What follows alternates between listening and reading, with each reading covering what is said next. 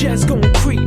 Down in Pumpkin Hill, I got to find my lost speeds. I know that it's here, I can sense it in my feet. The great emerald's power allows me to feel. I can't see a thing, but it's around somewhere. I'm gonna hold my head, cause I have no fear. This probably seems crazy, a graveyard theory. Our ghosts try to approach me and got leery.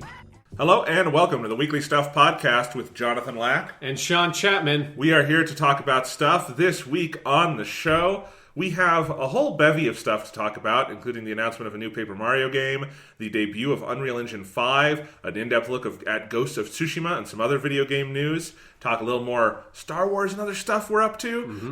And we have a special guest star, my brother. Hi, I'm Thomas. He's here again. I'm back. You have not been on... Well, you were on the podcast once in a bonus podcast off week while you were in Japan, and you helped me break down a Nintendo Direct. That's yeah, right. Very inaccurately, as I recall, based on my notes. Okay. But yes, Thomas, you got back to America like 2.5 weeks ago. Yep, just about right at the beginning of May. Do you want to tell the people what you were up to? Well, yeah, so I was teaching English in Japan. I was in the city of Nagano. You talked about where I was a little bit after you came back in late January, so I don't need to describe everything, but I was teaching English at an Eikaiwa, which is an English conversation school, and I got to see a lot of cool stuff there until the last 4 months or so when everything went to hell and I couldn't leave my apartment, and I actually had to come back about 7 weeks earlier than I was scheduled to because both the Japanese and American governments were worried about flight availability in the future. You got like an official memo from the consulate. Yeah, the American consulate in Japan sent out a memo saying like all foreigners who are, or all American citizens who are planning on leaving Japan within the next 4 months should try to come back as soon as possible. Yeah, it was heavy. Yeah. I was up at like 3 a.m. one night trying to get you a flight because you were at work and couldn't do it, and then that flight didn't work, and so we had to anyway. So you're sure that this was a memo that was sent to everybody, and it's not just the Japanese government using COVID as an excuse to say, let's get this Thomas guy out of here. He's been here a bit too long. We heard that Nintendo Direct podcast. There were too many inaccuracies. Yeah. Did you hear them talking about the Star Wars Jedi Knight 2 Jedi Outcast? It's just they didn't know anything they were talking about. I did not talk about that. That was all John. That's true. I was almost certain that the inaccuracies were mine because I had the outline. Anyway, yes. So Thomas, welcome back. I think we are going to interview you more about Japan later on because I'm sure, Sean, you probably just like have questions in mind. Not really, but sure. Oh, I can do it. Okay. Thank you. Thank you. I just meant, we talked about Japan from my perspective, but, if we have any other questions, we can talk about that experience later on. You also have prepared a special main topic for us today that we will get to later. Yeah, I have an email in my inbox that I have not opened that basically says Thomas' super secret podcast topic. Should I tell people what it is now or wait? I think you should wait. Okay. This is something that you had the idea for, and it was so wonderful and dumb at the same time. Which is definitely what this podcast is about. Yeah. The Wonderful 10 Dumb. That's the name of our podcast. All right. Anywho, a couple of quick pieces of housekeeping. This is not an episode of Weekly Suit Gundam. I know we said we might be doing that this week. I had another very, very busy week. I'm now done for my semester, but my last week of the semester was even busier than I thought. I had to write a whole new paper. I had to do a lot of grading, and it was just the mental bandwidth of doing all that and paying attention to a Gundam show that I want to give attention, because we talk about it, was not enough. So I have not finished After War Gundam X, but that will definitely be next week, barring like an actual emergency. We're living in a state of emergency. An additional emergency. Barring Sean or I getting COVID. Yes, or like all, there being some sort of massive EMP that wipes all data on the planet and we just can't watch After War Gundam X anymore. Which would be sad, because it's really good. It is very good. And I must say, I was relieved when I got the text message from you, Jonathan, saying, let's push that to next week, because I was planning on just cramming the last 20 episodes, because I've also been busy, because I have one more week than you, but basically everything I need to do is more or less done other than grading the final assignment, which I intentionally designed it to be incredibly easy to grade. So I'm like, I basically finished all the hard shit I needed to do this week. So that's good. Yeah, so next week we will definitely do After War Gundam X, because it is very good. Awesome. Well, yeah, so I'm done with my semester. One other thing I wanted to say in terms of upcoming content is that last paper I was writing was a paper that is primarily about the Star Wars sequel trilogy. And I posted a couple excerpts of it while I was writing on Twitter because it was my last paper of the semester. I did it in kind of a big mad dash haze, and so it's a very punchy paper, which is good. And a bunch of our listeners requested if they could get a copy of it, which I don't usually get for academic papers. Listeners ask me for, but I also don't usually post them online. So what I'm going to be doing actually is later this week in the podcast feed, I'm just going to do a reading of that whole paper. And I'll put that out as a podcast. And if you would like to listen to it, you can have it there. If you would rather read it, I will also include a link in the show notes to the PDF that I'll host somewhere. I don't really want to put this out like published anywhere just because it was submitted for a class. I might revise it later. It might go into a different, like, this is not the final form I would want to publish it in. But I will definitely let people read it, and I will put an audio version out because you're used to hearing my voice talk about these things. And I think it's of interest because a lot of what is in that paper was really informed by our conversation about the Rise of Skywalker on the podcast. Yeah. So, like, specifically one excerpt people might have seen on Twitter is the opening kind of anecdote of the paper is a paragraph saying, at the climax of Return of the Jedi, Luke Skywalker drops his lightsaber, and explaining why that's significant. And then at the climax of The Rise of Skywalker, Rey picks up a second lightsaber, and explaining why that's significant. Yeah. And that is sort of inspired by a back and forth we had about the end of that movie and how Rey totally just becomes a Sith at the end of that movie. Yes, yeah. All the philosophical trappings of Star Wars just sort of melts away to make way for a cool thing to happen. Yes. And so that's kind of the entree into the paper. It is one of the more brutal pieces of criticism I've ever written, in part because I'm still more bemused than angry at Rise of Skywalker, and that comes out in some pretty brutal like sentences about it. Because I had to rewatch some clips of that, Sean, to write this paper. I did not rewatch the whole movie. Yeah, that movie is so bad. Yeah, I haven't watched any second of footage from that movie since I saw it in theater. Especially, I think, when you take it like out of a theater and you're not on the big screen with an audience and everything, and it's just like on your computer, which is how I was watching clips on Disney Plus. It's nigh unwatchable. Like the last scene with, I am all the Sith, and I am all the Jedi. It's so dumb. It's so bad. Yeah. I think it doesn't even look very good, like from a production standpoint. No. Because I was testing out Disney Plus a few days ago, so I looked at episode 8, and then just for the hell of it, I looked at episode 9. I was like, this looks somehow way cheaper.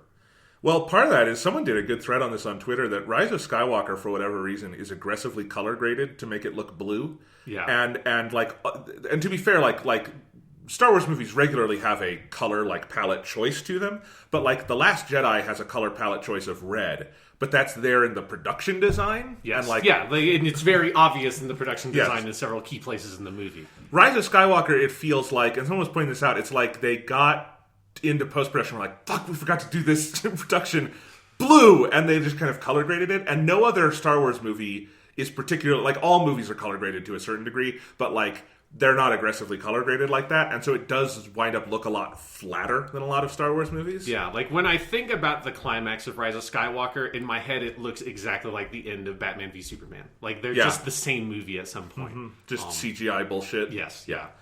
Well, they had the same writer and a very similar production process. Exactly. So there you go. All right, so that's housekeeping. Look forward to that. That'll be maybe Wednesday or Thursday this week, but I will get on that. All right, what's going on in the stuff, Sean? Well, I've got a bunch of stuff. You've probably got a bunch of stuff. Let me just do Star Wars stuff because it's a transition. I have been so last week I talked about starting watching the Clone Wars, the CGI show, and I have seen all of season 1 except one episode that chronologically takes place later because I'm doing the chronological watch through. And then I'm in season 2. I've seen 4 or 5 of season 2, and I just watched the one. It's late in season 2, but chronologically earlier, called Bounty Hunters, which is the Seven Samurai riff. Yes. That is so much a Seven Samurai riff that it starts by saying, in memory of Akira Kurosawa. And for a second I'm like, didn't he die in the 90s? Why are they... I'm like, oh, right. It's just...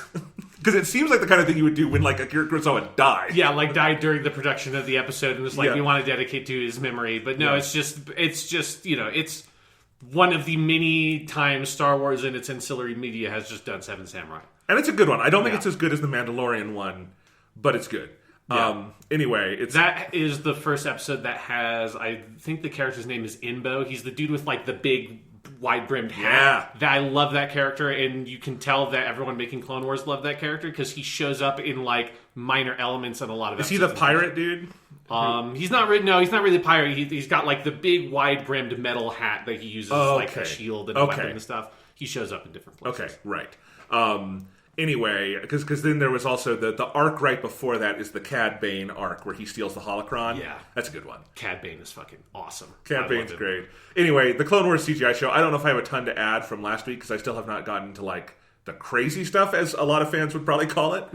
I'm still in like the first 2 seasons, but it's really good. Like I agree that the first season is probably a little up and down, but I don't think there are any bad episodes. Like no, yeah, but it's definitely, it doesn't have as many of the longer story arcs, which is what people I think more associate with the Clone Wars, because that's kind of the direction they move in. And season 1 has a lot more 1 episode, 2 episode kind of stories. Yeah, and I will say so far my favorite stories by far are the ones about the clones. Yeah.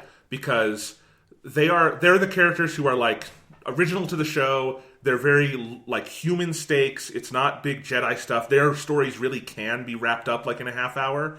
And I feel like they're still figuring out how to do like stories about like Anakin and Obi-Wan where those characters like can only change so much because they're locked into these movies. And I know from like hearing from fans, they get better at that. Yeah. But I feel like in a lot of early Anakin and Obi-Wan stories, they're like really good action stories. But there's not a lot of character stuff, unless Ahsoka is there, who's essentially the protagonist of the show, and she's always great. Yeah. But there's still it's always enjoyable. The clone stories are all fantastic, and I love them. And the animation's great. But speaking of great animation, I also last night, Thomas, you were watching this with me.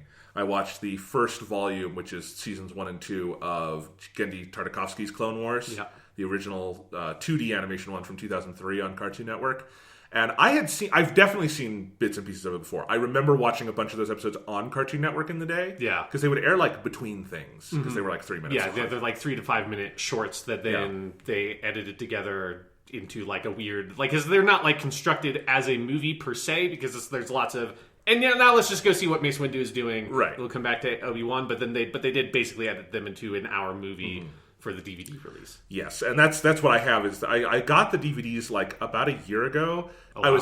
I was kind of lucky because they're very out of print, and I found like a deal. Yeah, it costs you probably $100 to $120 to get those DVDs now. Yeah, but I think one of them I found at like a Goodwill around my house. Nice. Anyway, so I'm very lucky to have those. They're very nice. But anyway, we watched Volume 1 because I like I said, definitely seen a lot of these. I had never sat down and like done the full watch through.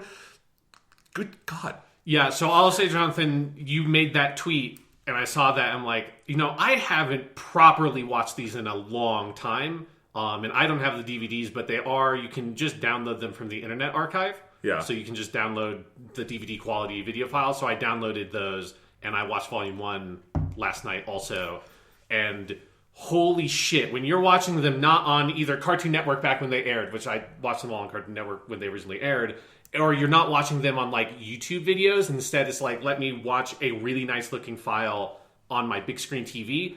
They look fucking amazing. It's some of the best American animation I've ever seen. Yeah. Like, there are parts of it that, I said this to Thomas last night, this reminds me of Disney's Sleeping Beauty. I think there's a lot of that Edwin Errol influence in the backgrounds. And it's like that quality in places. And of course, it's because he was doing 3 to 5 minute episodes. Yeah, it's like an hour of animation for 2 years, basically, Yes. because it's 2003, 2004. Oh my, but it's so good, Sean. Like, every bit is good. The bit I tweeted out was the Anakin versus Asajj Ventress fight, which is, like, I have more of the CGI Clone Wars to go, but is right now, I would say, maybe my favorite lightsaber fight in the whole fucking franchise. Because it's like 8 minutes long. It's got all these different phases. It's like got alien-style horror to it at the beginning, and then it's just this balls-out-to-the-wall fight. It's very wuxia in places. It's very samurai in places. And then there's the rain coming down that's totally Kurosawa. And it's all coming on the lightsabers and creating steam. And then Anakin just goes full Darth Vader at the end. Oh my god, it's great. Yeah, it's utterly phenomenal. And I do have to say, because I responded to your tweet after I watched a little bit of it. I'm like, oh, right, I should watch Samurai Jack again also. And I looked up on Amazon, and I don't know if it will still be on sale by the time this podcast goes up, but it's currently half off on Amazon for about $60 for all. So the 4 original seasons of Samurai Jack, and then I've never actually seen season 5, which is the one they made a couple years ago on Adult Swim. It was so acclaimed, though. Yeah, so I went ahead and ordered that Blu-ray set because if you, particularly the Dirge section of Clone Wars, which is I don't even know if they say his name in the show, but it's the bounty hunter guy who's like immortal, and he has all the droids with lances on the speeders, and then Obi-Wan comes in. That is the most Samurai Jack shit ever. Like, I would not be surprised if that was like an unused concept from a Samurai Jack episode, because it is absolutely just Samurai Jack. So much so, it's almost distracting in how it doesn't read to me as Star Wars. It's just, we did a Samurai Jack action sequence and replaced Jack with Obi-Wan. But it is, if people have not watched Samurai Jack, Genndy Tartakovsky is one of the best animators in Western animation. Like, he just is. And it's really frustrating that he hasn't gotten a wider volume of work than he has. He did just do that show Primal, which I haven't watched yet. But only half of the first season of Primal has aired, because I'm waiting to watch it. Because I think fall is when the rest of it will air, so I'll watch it then. I kind of want the Blu-ray where they edit it all as a movie. You know? But yes, and you were saying last night too, they need to get Tartakovsky Clone Wars on Blu-ray. Although the DVDs look great, there's nothing wrong with them. But it deserves a Blu-ray. It deserves to be on Disney Plus. I cannot figure out. It just deserves to be more widely accessible by people. Yeah, because also, like, if you like the CGI Clone Wars, it's a huge influence on that, obviously. And really, like, particularly the stuff that's in Volume 1, which is Seasons 1 and 2 of the Tartakovsky Clone Wars, that stuff does not interfere with the CGI Clone Wars. It basically is stuff that takes place right at the beginning of the war. Yes. So it's setting up, and then some of the stuff in the last section in Volume 2 does this as well, where it's setting up, like, Anakin becoming a Jedi Knight. There's like a big part in Volume 2 where he gets his like braid cut off and all this stuff. Yeah. So, and it sets up where Asajj Ventress comes from. It sets up General Grievous. So if you just watch the CGI Clone Wars, there's a lot of characters in there that if you're just starting with that, you don't know what their origin is. And while like the Tartakovsky Clone Wars, I think, is technically no longer canon by like the Disney method, the original 2008 Clone Wars, or the CGI Clone Wars show, was definitely made understanding that the Tartakovsky thing was the reference point that most people watching it would have, because the 2008 show also was on Cartoon Network. Yes, and like, I even remember, because like, for instance, I was like watching it last time, like, oh, Anakin has his braid. Oh, that's interesting. Like, he's younger here, because in the show he's a Jedi Knight from the movie on. He's always he gets his Padawan in the movie, right? Yeah. So like, he's always at that state. So that's really interesting. Like, meeting Asajj Ventress, who has a great fucking intro, and then that fight, which is awesome. And you know, she's a crazy Sith lady, so of course she can come back from falling in the big pit. That happens all the time. Yeah. And I mean, also the Tartakovsky show uses most of the same cast. James Arnold Taylor's Obi-Wan, Corey Burton is Dooku. I forget her name, but the woman who plays Asajj is Asajj. I think the only major difference is Anakin, who in the Clone Wars show, they were clearly going for more of a Hayden Christensen impersonator, and then for the longer show, they let Matt Lanter kind of do his own thing with the character, which I think is the right call. Yes. But yes, it's amazing. It deserves to be on Disney Plus. If there is a rights issue, I can't figure out what it would be, because Disney owns Fox, and Clone Wars was also on Cartoon Network and is on Disney Plus. So I can't. I think it's that Cartoon Network actually produced the show, so I'm pretty sure Cartoon Network owns at least some of Star Wars: The Clone Wars. Because the CGI one was an in-house Lucasfilm production. Exactly. Yeah. It's kind of funny to remember, like, you saying that, because when the 2008 the CGI show started, I distinctly remember a lot of people hating it because it wasn't the Tartakovsky show. It's why I didn't watch it at first. Like, it's like, I was like, it's some CG bullshit. There's this weird like Jedi girl that's like a Padawan for Anakin, which didn't make sense, and it's not the Clone Wars. It's not my Clone Wars, which is like cool 2D drawings. Yeah, and of course now you would never know that because it's one of the most beloved corners of the Star Wars universe.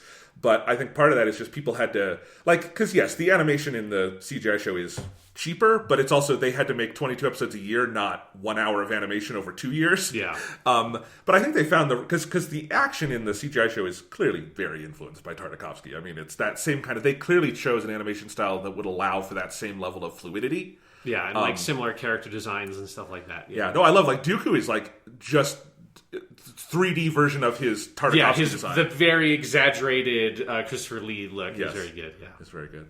What did you think of it, Thomas? I thought it was really good. I'm not as into that kind of animation as I think you two are. Just I'm not as interested, but I was really impressed by the action, and I really like the Mace Windu part where he's just killing all the droids. The Mace Windu part is because this is the reason I watched it last night is because I tweeted out a bit about there's an episode of the CGI Clone Wars where Mace Windu is running across this light bridge and it goes out and he force pushes the stormtroopers over to the other side and then he gets back up like through a combination of force jumps and stuff, and I'm like, this is the most badass thing I've ever seen. And then one of my friends from school tweeted, yeah, but what about this Mace Windu from the Tartakovsky Clone Wars? And it was the part where he's just mowing through the droids, and I'm like, I need to watch that again. Yeah. So it's the same thing with you. Someone tweeted it to me, I watched it, I tweeted it, you watched it. Yeah. I like the part at the end when the kid gives him the water. It's like, why is that kid standing there watching him kill all these droids? Because it's fucking... Why are you sitting there watching Mace Windu kill all these droids? It's fucking very rad. Good point. But then I couldn't help but think at the end, there's the part with General Grievous. Is that the first time he's... Yes. So Clone Wars was... The Tartakovsky Clone Wars was aired and designed to be a bridge between Episode 2 and Episode 3. So it aired between 2003 and 2005. So there's even, when you guys watch Volume 2... So when General Grievous first appeared in Clone Wars, he had only been like kind of pre-production stuff for Episode 3, so they hadn't come up with like Matt Wood's vocal performance and him being like coughing and wheezing yet. So they came up with, there's like a thing that happens in Volume 2 that sort of justifies why General Grievous is coughing and wheezing, which does not line up at all with 2008 Clone Wars, which just has Matt Wood doing the voice he does for Episode 3. But yes, so that was the first time you ever see that character is him kicking the shit out of a group of Jedi. And it's the best General Grievous thing I've seen so far. It is because it's General Grievous, I think, outside of the Tartakovsky stuff, is kind of a bumbling sort of character in a lot of ways, which is fun in its own right. Like, I don't dislike that portrayal, but there is something, like, really unnerving about the General Grievous in Tartakovsky's Clone Wars. That, again, it's very Samurai Jack. Like, he's hiding in the shadows. He pops out of nowhere. Yeah. He's, like, flipping around and using... I distinctly always remember the shot of him bouncing on one foot with a lightsaber in both hands and a lightsaber in his other foot, and he's just sort of standing there getting ready to murder some motherfuckers. Yeah, I was thinking about that. You guys were talking about the lightsaber fights, I think, last week. And just that one in Episode 3 is so kind of boring. Like, it's interesting, but it's not very good. But then in the Tartakovsky one, it's just... like, he's actually terrifying. Yeah. And I love the part. He also does a handstand and fights with his feet at one point. Mm-hmm. So good. Just cool. I think General Grievous in, like, the CGI Clone Wars is much more like Dr. Claw or something. Like, yes. Like, every week he tries to get them and he can't, and then he's mad, and it which works for that show because that show is we have to do, like, 100 episodes of this show. We need to have a recurring villain like, General Grievous exists so that Count Dooku and Asajj Ventress can still feel threatening as characters. Exactly. And so he serves his function in the 2008 Clone Wars really well. But there's no doubt that his Tartakovsky stuff is the coolest General Grievous ever has been or will be. Right. But if you kept him at that level, Obi-Wan would die in Episode 3. Oh, yeah. No. So... It's, like, it is another thing, where you look at that General Grievous and you're like, Obi-Wan would not have won that fight in Revenge of the Sith against this version of that character. But it's great. I mean, Star Wars stuff is good. They definitely need to get that on Disney Plus if they can. But if not, just go seek it out if you've never seen it. If you're like a little younger than us and it was like maybe before your time, it's a special thing. And Sean, I should say, I did just buy that Samurai Jack set because I remember you tweeted it last night and I looked at it and I was like, I should buy this, and then I didn't. And I'm like, I've never seen it, but I take it on enough good authority that is a show worth having on Blu-ray. Oh yeah, like I'm really excited to watch it again because I haven't watched Samurai Jack in a long time, and seeing Tartakovsky's Clone Wars, I'm like, fuck, I just need to watch Samurai Jack again. Yeah, and then we'll do all the Hotel Transylvania movies. Right, which he also... apparently those are good. I don't want to be like mean, but like that's not exactly Tartakovsky the auteur. That feels like Tartakovsky needed to get the bills paid because he had a lot of projects that night kind of never got off the ground, which really sucks. Yeah. Anyway, all right. So what else? What have you been up to, Sean?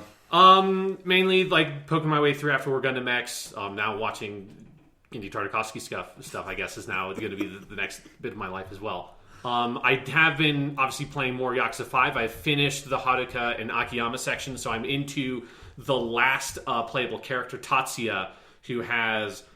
So he's. This is his first appearance, and I think it's maybe his only appearance in the Yakuza games. And his intro is so fucking good. So basically, the setup for this character is You finish the Haruka Akiyama stuff, and then it cuts to this pro baseball game, and you're just watching this like Japanese pro baseball game for about 5 minutes, and Tatsuya Shinoda, who's the character you're about to play as, is like up at bat. You get all this like really, really good Japanese baseball commentary that makes me want to watch Japanese baseball games just for the commentary style, because I just love the way it sounds. But they're kind of talking about how it's like, oh, he's a rookie, but he's like this rising star in whatever the Japanese name is for their version of the MLB, and he's up at bat against this like great pitcher for like the fake Tokyo Giants. I don't remember what they call them, but they have like a fake name for that team. And so he's up at bat. It's like the bottom of the ninth or whatever. It's like this is the make or break hit. The pitcher throws like 6 curveballs that all are fouls, and then he throws a fastball straight down the middle that Tatsuya slams, gets a home run, wins the game. Smash cut to 15 years later, when the game is set, and he's in this shit-ass apartment, waking up at like 4 in the afternoon because a dude is banging on his door demanding to get his like $300 back that he borrowed. And you just find out that Tatsuya...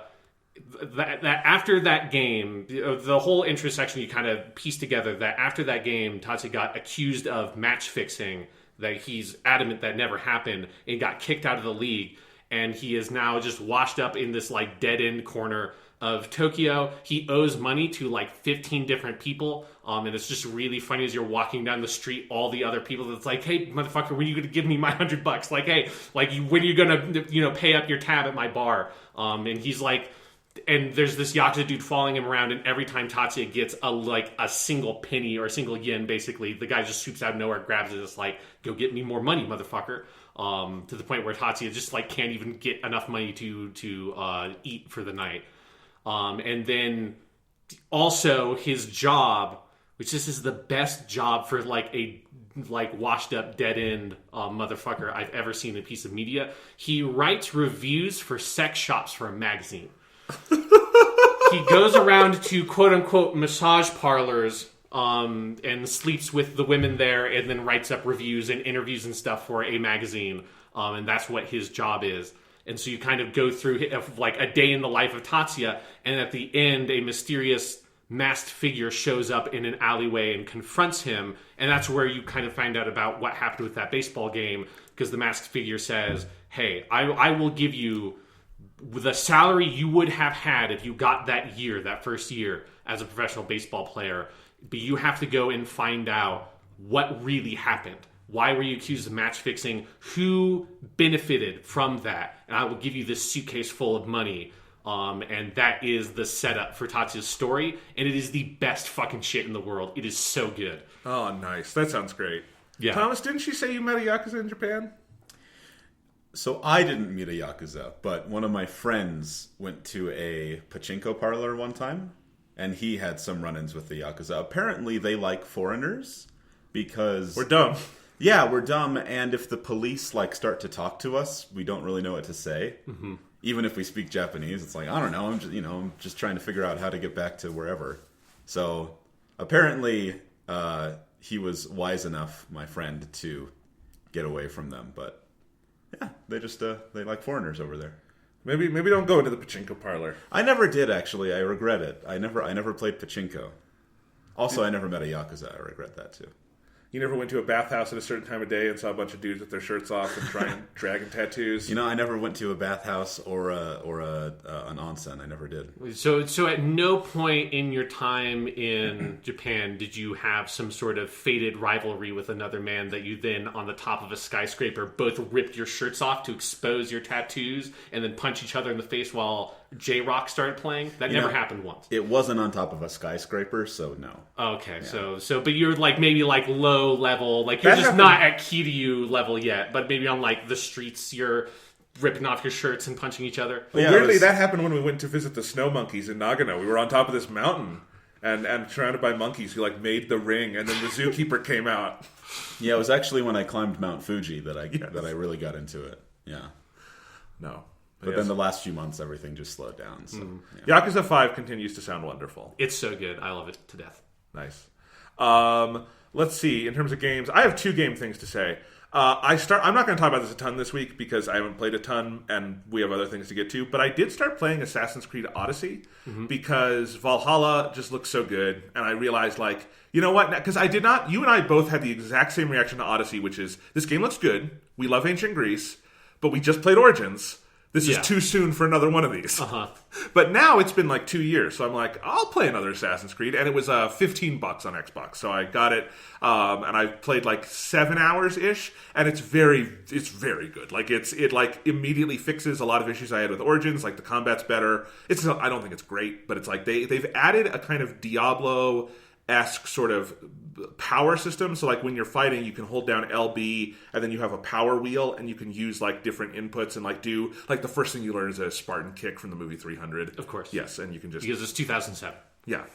But, you know, they do lay the law on the 300 references more strongly than you would think for a game made in 2018. I mean, it's the last, I think, broadly popular piece of media that is set more or less in that time period, so I guess it makes sense. And the Spartan kick, if you're going to do any 300 reference, Spartan kick where you can, like... I mean, you can do that where you kick them off cliffs and kill them. That's great, right? So, I mean, that's just a fun thing to do in any video game. Yes, exactly. So, you know, I think they've improved the combat. I did last night. I got a legendary trident to fight with, and that's the best. Is you just do these big swings where you stab people with a 3-pronged trident. It's great. Anyway, so there's some things that are immediately improved from Origins. It's also much more of an RPG. Like it is full on a Witcher 3 clone at this point. It's all dialogue trees. It's all the stuff where like you can go on with like the main story or talk to this person for like 5 minutes about lore. I know there are romances later in the game, famously. You know, it's very Witcher-esque in that regard. The world is gorgeous and also just terrifyingly large. Like if you thought Origins was terrifyingly large, and I did, because I played like 50 hours of that game and I saw like half the map, and I beat the game, and I still saw half the map. Odyssey, I actually showed this to Thomas the other night. You start on this island, Kefalonia, and you run, and big island, and then you go to the map and you zoom out and you're like, oh shit, and it's this tiny island in the middle of this, because it's also got the full Assassin's Creed 4 Black Flag ship system in it. Right. Like, even with more stuff now. But it's got way more landmass than Black Flag had. So, like, it is probably the biggest game ever made in terms of landmass, just looking at it. I can't imagine. Maybe Red Dead 2 would be, like, the runner-up. Yeah, and obviously, like, not including something like a World of Warcraft that's on a different scale. Right. Yeah, that they've been working on for years and years and years. Yeah.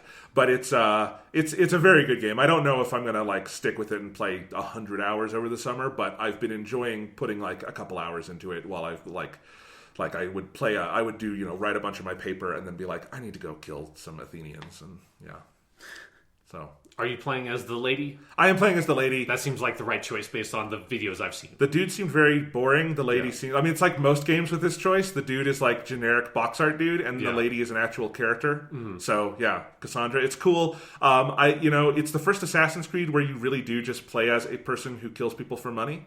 And that's just their job. It's not they're in the Assassin's Creed. They're just an assassin. Well, no, I mean, again, we are at a point with Assassin's Creed where it feels like they sort of ran out of settings that they wanted to choose that actually fits into the timeline of the story they had made. Yeah. So they're like, you know what? Like, yes, technically the whole lore is that the Assassin's Guild and everything like comes from the Crusades from Assassin's Creed 1. But you know what? Fuck it. Let's just go to like 300 BC. Yeah. You know, it's way earlier. It's like 1,300 years earlier than when Assassin's Creed 1 was set. It's way before the Assassin's Order is ever founded. But at this point, the lore in Assassin's Creed, they've so far gone past giving a shit. Like, they stopped giving a shit after Assassin's Creed 3. We're on, like, if you count them, like Assassin's Creed 9 or 10 at this point. So it's like, whatever.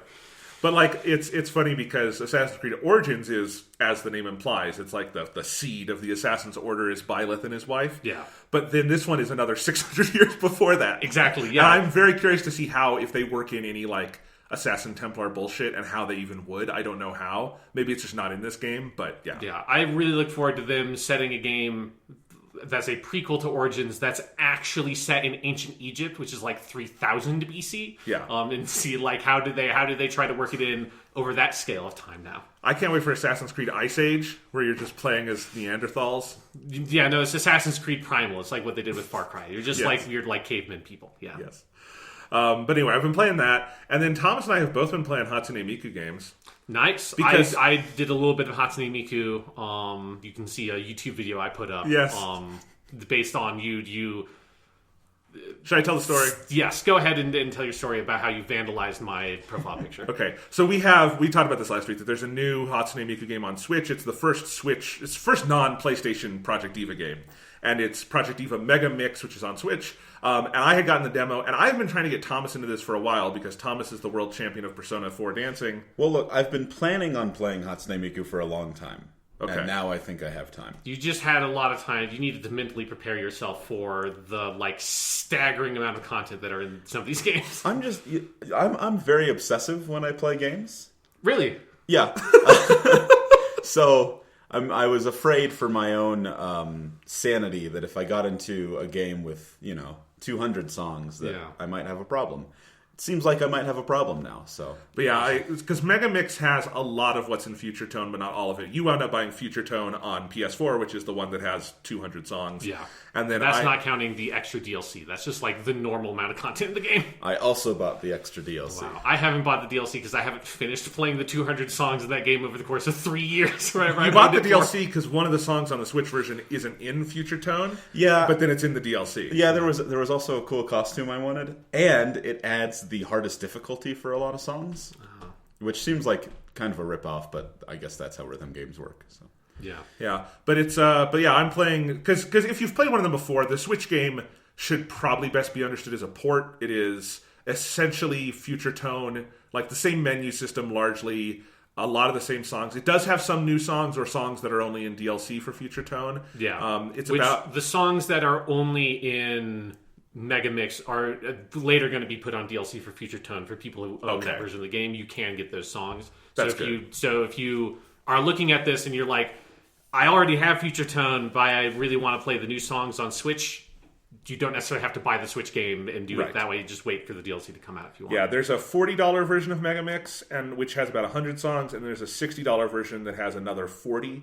And it's all the DLC packs, and it's actually a pretty good deal because the DLC packs on their own, there's $6 and they're $7 a piece, so the $20 I just paid for the $60 version, and got everything. And I really love having that game on Switch because I have Future Tone on PS4, but I don't like that kind of game. I don't like. I like that on a handheld a little more, just personally, and being able to kind of take it. It's kind of like the same with the Persona dancing games. Like I liked having 3 and 5 on PS4, but I kind of missed having it on Vita because I really liked playing it that way. There's something nice about having everything being on a screen that you can take in immediately just by glancing at it. So I did like that feature of the Vita version because I think it's Project Diva F or whatever. The first one I played on the Vita.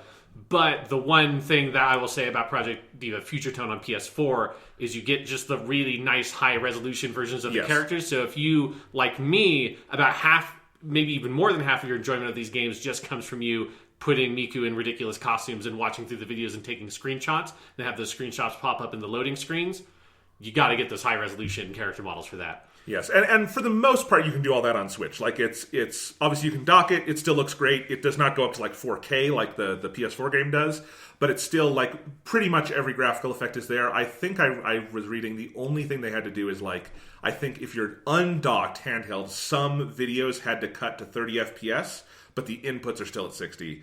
But then if you're docked, everything's still 60. So it's perfectly nice. It's good for Switch. It's not a huge compromise or anything. And yeah, you get all the Sonic Miku's there. Okay, good. There. That's the most important question yes. that I was about to ask is if the Sonic Miku costume was in there, because if it's not, then that wouldn't be worth getting to me. So, but Sean, I got the game. I'm looking through the song list, and I find the song that your Twitter profile comes from, which is called. I forget what it's called. It's like God song. God tier music. Yeah. It's God tier because it's just the kanji for God and music. Yes. So I just think of it as kami music, but it's God tier music.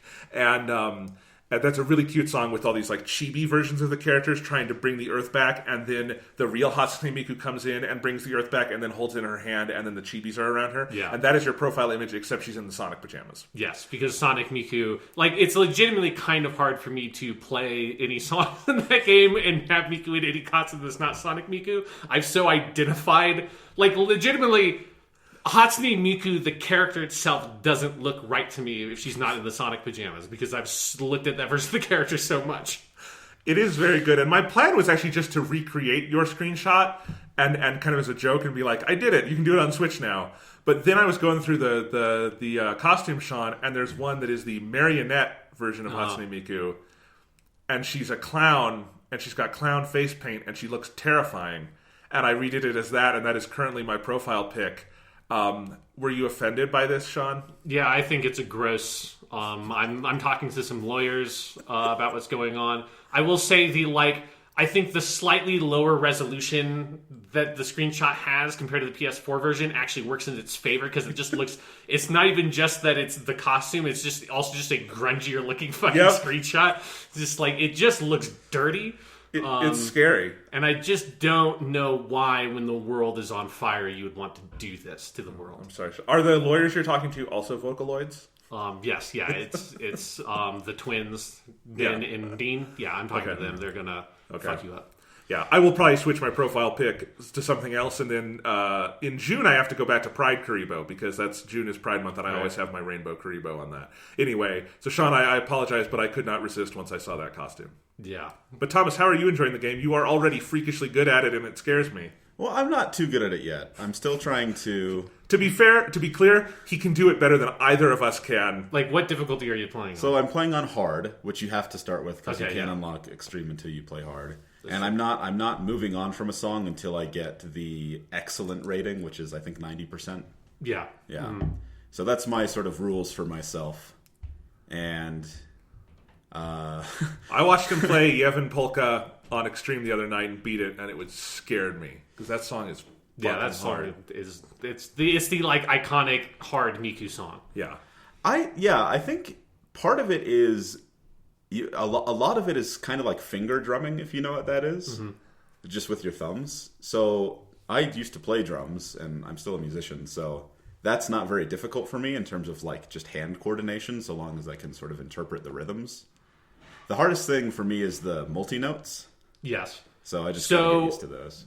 You should be able to go into the controller configurations and do hotkeys that do X in circle as R2 and square and triangle as L2. And you could do... So that's what I do for my notes. Because you can also use a couple of pro tips as someone who's been playing this game for years at this point. Yeah. So the face buttons and the directional buttons are not separate inputs. They're both the same input. He actually gave me a recommendation on this of splitting it so it's X circle and then the other ones are left up. And is that what you did, right? Well, I think that was the default for me, but I like it because then I can tell I have a better sense of which buttons are which. Yeah. So basically, by default, and I'm just going to go by PlayStation inputs because I don't know what the fuck switch button bullshit is. Well, they actually are. You can just use the PlayStation inputs on Switch, or you can do A, B, X, Y. Because I don't know if I could play the game and have the Switch button inputs on the screen. I'd just be too confused. So basically, up on the D-pad and triangle are the same thing. Even if they just button. Yeah, it's the green button because the arcades. These are all based on arcade games, so the arcade just has 4 colored buttons on it. So that means that if when you're playing the hard songs on the harder difficulties, you have 50 fucking triangle inputs that are so fast that they're basically overlapping each other. You're not supposed to just hit triangle as inhumanly fast. Yeah, get out a quarter and just on it. No, you can switch between triangle and up on the D-pad. You can also then, because if you're Thomas, if you're really into maximizing the score in these games, it feels like the Hatsune Miku games are much more designed for that than the Persona dancing games are, because the way that hold notes work in Hatsune Miku and the way it increases your score, and that you can have notes held to this weird maximum that feels bizarre, because you can switch. If it's a triangle hold and you hold down triangle and then you press up on the D-pad and let go of triangle, you can then use triangle again. So you're just holding that note. Yeah, but what you can't do is if you're holding triangle and there's another input for the same button and you press it again, no matter what you press, even if you're still holding triangle and you press up, it'll break the hold. Yeah, it'll break the hold, but that means that you have gotten the theoretical maximum for whatever that hold value is. Unless you hit the note a few frames earlier and it starts the score earlier. Oh. Because it doesn't give you the notification for max score. Wow. Yeah. Anyway, Yeah, I agree. In terms of maximizing score, there's that. But the one thing I noticed is there are some modifiers you can do. You can do like this one where they come in really, really fast. But if you turn on the modifiers, it doesn't record your score. Oh, I didn't. Yeah. I've never turned on the modifiers because I was like, if I want to get like really good at this, then I have to learn how to play with the hardest modifier or whatever. So I tried it on the song and I was like, okay, yeah, I got like 98% on this song, and then I went back to the menu and it just wasn't clear, and I was like, oh. Because that's how you get the super high scores on Persona, right? Yeah, turn on everything. Yeah. Yeah, that's when you turn on everything and then you like watch a video playback of it playing or something, because then all the notes are invisible and shit, right? Yeah. They're not invisible in 5 and 3 anymore, but they're still very hard. Oh, well, those are just games for babies then. Yeah. They don't even make the notes invisible. That's make the game literally impossible to play without using some other aid or memorizing the entire song. But, the point of this segment is Hatsune Miku is wonderful, and now you have no excuse not to play it, because it's on the go. Yep, it's on Switch. Again, if you have a PS4, like fucking Future Tone, it is an ungodly amount of Hatsune Miku songs. And don't sleep on that screenshot mode, because it is the best part of these games. I literally spent an hour after you had tweeted about getting Megamix. I spent an hour after that just going through and not even really playing the game, mostly just watching videos. And I made that the dancing thing from the Megane song, and I recorded that. I was trying to find a song that would have a video where a Miku was beating up another Miku, because I'm sure it's in there somewhere. There's 200 fucking 200 plus music videos in this game, but it's hard to find because most of even if it's a like edgy kind of song, they usually don't have the Vocaloids like directly competing with each other in any way. So I wanted to find a screenshot. Eventually, I'll find one and make it. But your Miku beating up my Miku? Yes, of Sonic Miku destroying the heinous imposter. No, yeah, because all of that is in the Switch version too, and it's great because, like, honestly, it is just fun to watch the music videos because they're so well done. Yes.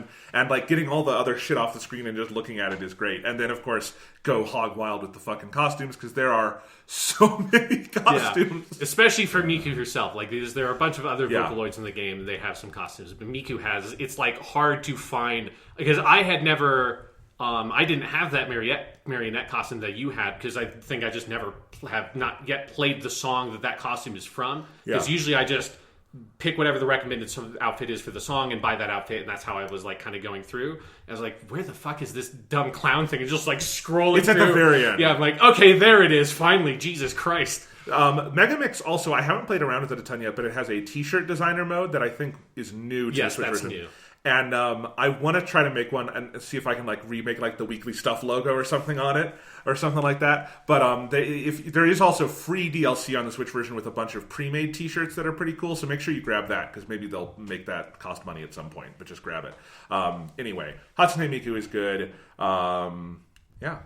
Yeah, the only other thing I did recently was I finished Persona 5 Royal. Oh, right. Yeah, I've not jumped into that yet. Partially because Jonathan doesn't have, and I'm sort of waiting for you to get your fucking PS4 again. Sorry. Yeah, so I don't want to talk about it, because I think I could talk about it for a really long time. But you liked it. Yeah, I really liked it. I think it improves a ton of stuff from the original, stuff that I didn't think really needed improvement. There's a few things that I wasn't like 100% fond of, but I still think it's a damn near perfect game, and I spent 137 hours on this playthrough. Did you max out social links and all that? Yeah, of course. I also I basically completed the compendium. You can't complete it until New Game Plus. Yeah, which is the bane of my existence in all Persona games, because I'm doomed to forever play every Persona game like 3 or 4 times, but it's always on a different version. It's never New Game Plus. Yeah. So this will be the 3rd time I've played through Persona 5. Without New Game Plus. Yeah, without New Game Plus, because I played the Japanese version, then I played the English version, and I'll play Persona 5. So you just have to buy a whole new version of the game every time you play it. It just turns out that every time I'm in the mood to play a Persona game, it's when I'm sure we're going to get a fucking re-release of Persona 3 Fest right around the time I'm like, you know what, I should finally just go load up that Persona 3 Fest PS2 save I have from my emulator on my computer, and finally do New Game Plus, and then the next day, Super Persona 3 Fest on the PS5. Great. Awesome. I'll wait for that and never play New Game Plus in any of these games ever.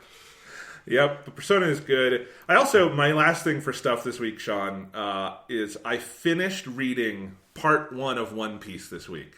which is part 1 of One Piece being the first 597 chapters, because that is when the time skip happens. So you're about to start reading Two Piece. Yes, Two Piece. It is, so, because One Piece could have totally done the Dragon Ball or Naruto thing where they made a second show that is the continuation of the manga but with a new name. Yeah. Could have been Two Piece, could have been One Piece Z, who knows. But like, because obviously I'm talking about Dragon Ball to Z, Naruto to Naruto Shippuden. Which are both distinctions that only exist in the anime versions, Yes. not in the manga. Yes, although in the manga, obviously the story point that like gives the space for that is still there. Yeah. And One Piece totally has that same feeling of like this could be like the end of the manga in some sense. Like there would be things left. I mean, for Dragon Ball, it totally could have been the end if he wanted it to be. Yeah. But for Naruto, I know there's still things hanging, but it is still like cumulative and like. If Naruto had ended at that point, it would have been fucking heinous. Okay. Like, because it basically ends on a massive cliffhanger where Yeah. a character that you thought was an ally ends up going over to the other side. Okay. Basically, yeah. I have misread that part. I've not seen that far in Naruto. Yeah. Should be clear. But anyway, One Piece is such an amazing manga. I'm probably going to take a break from reading it for a little bit and do some other stuff because it has, other than Dragon Ball, it has the hardest like stop point there that I've seen in a manga like this. Because it is like what Oda does in terms of the long-term planning of this series. Like it totally feels to me like this whole, because part 1 is like over 10 years of serialization, feels pretty planned out, because if you look at the overall arc of it, it is, you start with Luffy, he gets his crew, and the story of One Piece is this series of Luffy not really being the protagonist, but being the major helper in other people's stories, and being this, you know, kind of selfless good character who kind of calls people to their best selves, and helps redeem them and make friends with them and this kind of thing. And then the last arc of part 1 of One Piece is the big Marineford arc, which is where Ace, Luffy's brother, is scheduled to be executed. So there's the big break-in into the big underwater prison, Impel Down. And then there's the big war at Marineford, which is basically where all this stuff that had been simmering in the background since very early in One Piece comes to a head, where the most powerful pirate in the world at this point, the person who is closest to being king of the pirates, Whitebeard, he has amassed this giant fleet to try to save Ace, because Ace is like his right-hand man.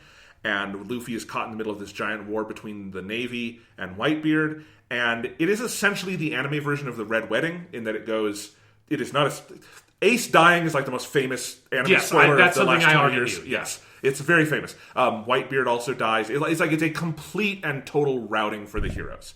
It's not the normal shonen anime like, shit, we lost, let me go train and then I'll win. Mm-hmm. It is irrevocably, we fucked up. Yeah. And that's where Luffy gets his giant fucking scar that is in the second half of the series. And it is really dark, but it is also the first arc in the entire series that is about Luffy. Like, he is the protagonist. It is his thing he is trying to achieve. He gets a flashback for the first time. Like, flashbacks are a huge thing in One Piece, and Luffy has never had one. And then we finally get that, and we learn about Ace and his other brother Sabo and him. And it's really incredible. And then it ends with this culminating moment of we go around the world, because Luffy's crew has been scattered for a long time at this point, all hearing about what happened and resolving to train and get better so they can go help Luffy. And it makes it feel like the series could end there, because it is Luffy doing all these things for other people, and it ending with them all recommitting in their loyalty to him. And like, I'm very excited to read part 2, but that's the point where this is ending with him becoming king of the pirates, because like, right, this is all about like, and it's not just like this this isn't just this like nominal thing Luffy wants. It is this actually very concretized thing in the world of One Piece, and it's very clear he can get there because he's making the decisions, and he's had the loss that will make him become the man who can do that. Yeah. And One Piece is just, it's such a manga about characters evolving in such a beautiful way. It's really quite incredible. I love it to death. I also, Sean, did a little back-of-the-envelope calculation. Uh-huh. If One Piece Part 1 is the same proportion of length as Dragon Ball and Naruto Part 1, because Dragon Ball and Naruto, this is such a weird coincidence, their proportion of Part 1 to Part 2, so Dragon Ball to Z, Naruto to Shippuden, is identical. Mm-hmm. It's 38%. Yeah. That's going by I'm not doing an anime thing, because Naruto's weird with filler, because like, isn't half of the original Naruto filler? Oh, there's a huge amount of filler in Naruto, yeah. But anyway, so this is just volumes of the manga. Both of them take up 38%, and then the second half is the other 62%. 52%? 62. 62? Okay, sorry. Thanks, Thomas. Thomas knows math. I should have known that too. Yeah, I was very much taken off guard by your question. I'm like, wait, what did you just ask me? Anyway, if you apply that same math to One Piece and you assume part 1, which is 60 volumes, is only 38% of the total length, then One Piece would run 158 volumes, and it would end in the year 2035. At which point, Ichiro Oda would still only be 60 years old because he started this thing when he was like 18. Yeah.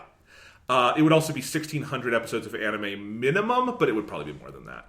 Now, to be fair, Ichiro Oda has said on multiple occasions recently that it's like not like he's ending it next month, but he has the ending in his vision, right? So he said in 2012 that he thought he was 60% through.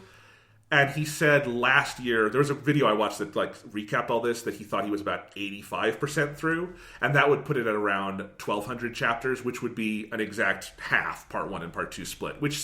That actually does seem about right to me, that they would be about even halves, because the first half of One Piece is a bit more substantial than Dragon Ball, or what I take the Naruto half to be, because Shippuden is so much bigger. Mm-hmm.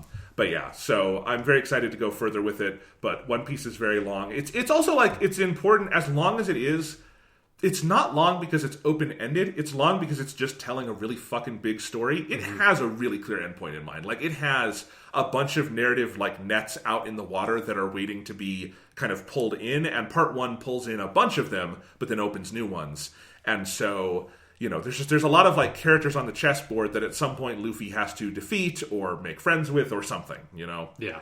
But it's damn good, and it's a hell of a read. So I love it. At some point I'll watch the anime. It'll take a long time, but yes. I look forward to One Piece ending, and then the cottage industry that exists around One Piece being we can't stop existing because One Piece exists, which is exactly what happened with Dragon Ball. It's exactly what's still happening with Naruto. With Boruto. So I'm really looking forward to One Piece 2, the journey of Buffy, the son of Luffy. It's going to be interesting because One Piece feels like it would be heading towards a conclusion definitive enough that I don't know where the space would be for that, but Toei will obviously do it. It's going to happen. There's absolutely no way that they don't keep pushing One Piece well past its expiration date. Because Naruto at least has the hook at the end of we meet his son, and it's okay, we do the Disney sequel thing and we follow his son. Yeah. I can't really imagine what... I can actually honestly still imagine the version of One Piece that ends with Luffy getting executed like Roger does at the beginning. And make it a loop, and that sounds dark, but if you've read it, you know what I mean. It could work. And then I don't know, what do you do after that? But I want just the Chopper spinoff. It's all Ikue Otani going around talking to other animals. There we go. And that's actually what you don't realize now is that you're in.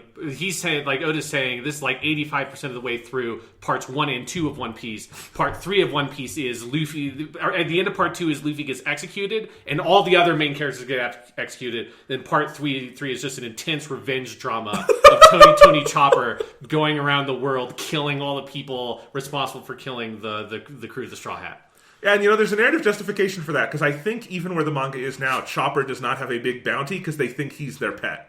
I love that you just said that there's a justification for that. But apparently, maybe I'm actually hitting on the true revelation of what One Piece is. The justification being why Chopper wouldn't get executed. Oh, okay. Not for why, there's not, these weird asides where you find out that's Tony Chopper just has, mutilated corpses in the bottom of the ship. Chopper is an intense character. He has a form he can turn into where he is a mindless beast that attacks friend and foe alike, and he does it a couple times when he's pushed far enough. So maybe, Tony Chopper can turn into that form, but keep his mind. Yes, and so it's just instead of it being a mindless beast, it's just a ruthless, efficient fucking killer.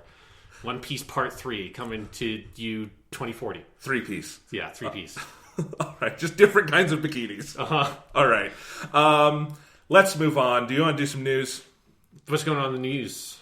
Thomas, are you okay doing the news? We haven't made it to the news yet? No. I don't know. What have we been talking about so far? Anime bullshit, mostly. Anyway, all right. Sean, in the news this week, let's hit some quick video game announcements first. The big one this week in terms of a brand new announcement was Paper Mario, the Origami King, the new Paper Mario game from Nintendo. This probably, I have to imagine, would have been an E3 announcement in the world with E3, and it would have been, this is coming this time next month. There is no E3, so Nintendo just dropped this trailer on Twitter and on their YouTube channel. It is coming July 17th. The game is fully done. You can preload it right now. It's that kind of Nintendo thing where they just had this on the shelf. And it's like, now's the time. But it very much looks like it follows sort of the visual style of Color Splash, which was the first HD game. So it's and it kind of like the recent Yoshi games as well. It looks like very realistic, like paper and stuff. It is about an Origami King turning parts of the Mushroom Kingdom into origami. Mario has to fight back against this. We don't know all the details yet. The battle system, it's still not like the old school Thousand Year Door original N64 game battle system, but it does look more sort of in-depth and like puzzle strategic than the card battle system from Color Splash. I think it looks good, but I was someone who really liked Color Splash because it's really well written and fun. This looks like it's a kind of a mix between that and original Paper Mario, but we shall see. Yeah, I'm curious to see how much of like the old school JRPG feel they get into it, just as someone who really liked those old games but has never been like kind of attracted to what they've shown for the later Paper Mario games. Just has never seemed that interesting to me personally. But there's something about this trailer. I think one thing I liked about this trailer is it seems like the story is more like intentionally dramatic in a way that those middle Paper Mario games, just looking at least the trailers and stuff, it just always looked like they were kind of like fluffy and just like it's like there's a story here, but it's more just like whatever's happening and it's kind of goofy. Whereas Paper Mario 1 and 2 are goofy games in a lot of ways, but they still have a more dramatic narrative core that they're hitting at, and this looks like the Origami King stuff has a little bit more of that to it. Because Color Splash was more... Because Color Splash is a world map with levels, and it was much more of a vignette kind of series. Mm-hmm. There is an overarching story, but it's more like the level was the main unit. And I do love that game. If you gave that game a better battle system, I think it's one of the best like recent Mario games. Otherwise, it's still just a very fun one with great writing. This one does look like it is much like it does. It looks like it's a big open world kind of thing. Yeah, it does have a world map that you can see in the trailer. Yeah. So probably a more overarching story. I mean, it's weird because the whole thing with the Pit series, with the history of Paper Mario, is they made 1 and 2, and then they started the Mario and Luigi series, and those were much more taking the mantle of that. And then Paper Mario did a bunch of kind of experiments, and some like Super Paper Mario and Color Splash I think are generally well regarded. The Sticker Star game on 3DS is generally hated. Yeah. So hopefully this is on the good side. It's coming out the exact same day of Ghost of Tsushima, so that's weird. Not quite as weird as Doom and Animal Crossing, but still weird. Yeah, it is just, this feels like there are very few video games coming out in this whole period, and so it's just very funny to have two of the few major releases coming out on the exact same fucking day. Yeah, please spread it out, Nintendo. Yeah. Or I just... I mean, the game's done. Just put it out 1 week earlier. Yeah, I know, exactly. Oh well, but yeah, that's Paper Mario. Paper Mario, the Origami King. And also, I do like how just fucking dark that first cutscene is in the trailer. With, will you submit to be folded? And yeah. Yes. I hope you can select yes there, and then it happens and the game's over. Do a Nier Automata style, just run through the credits really fast. That'd be good. Yeah. That'd be very good. Yoko Taro makes a Paper Mario game. I would play that. That would be so disturbing. Yeah, I don't know if you actually want to see that. It might be a bit too much for our hearts to take. Do you remember the original N64 ads where they had like, it was like live action and it was like Paper Peach being run through the paper shredder?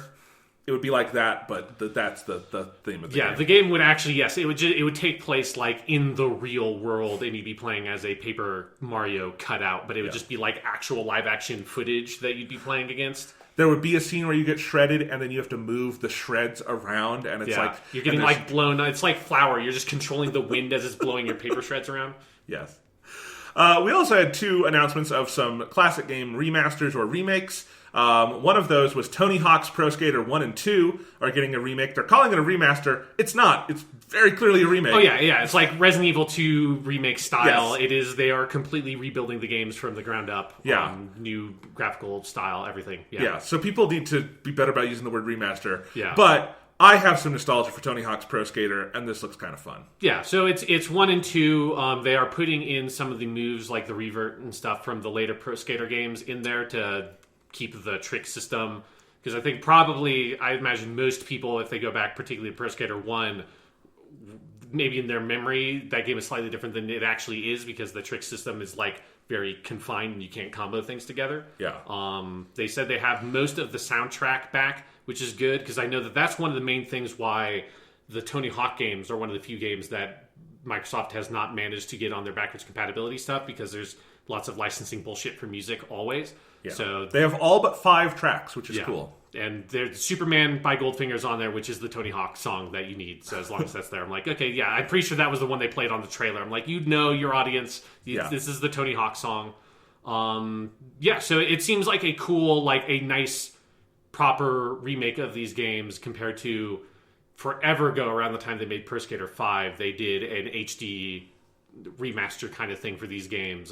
This was like a 360 PS3 game. I remember people hated that. Yes. So hopefully this is something good because skating video games kind of don't happen anymore. So it'd be nice at least to have good versions of these old ones out there. Yeah, we had 4 on the GameCube back in the day.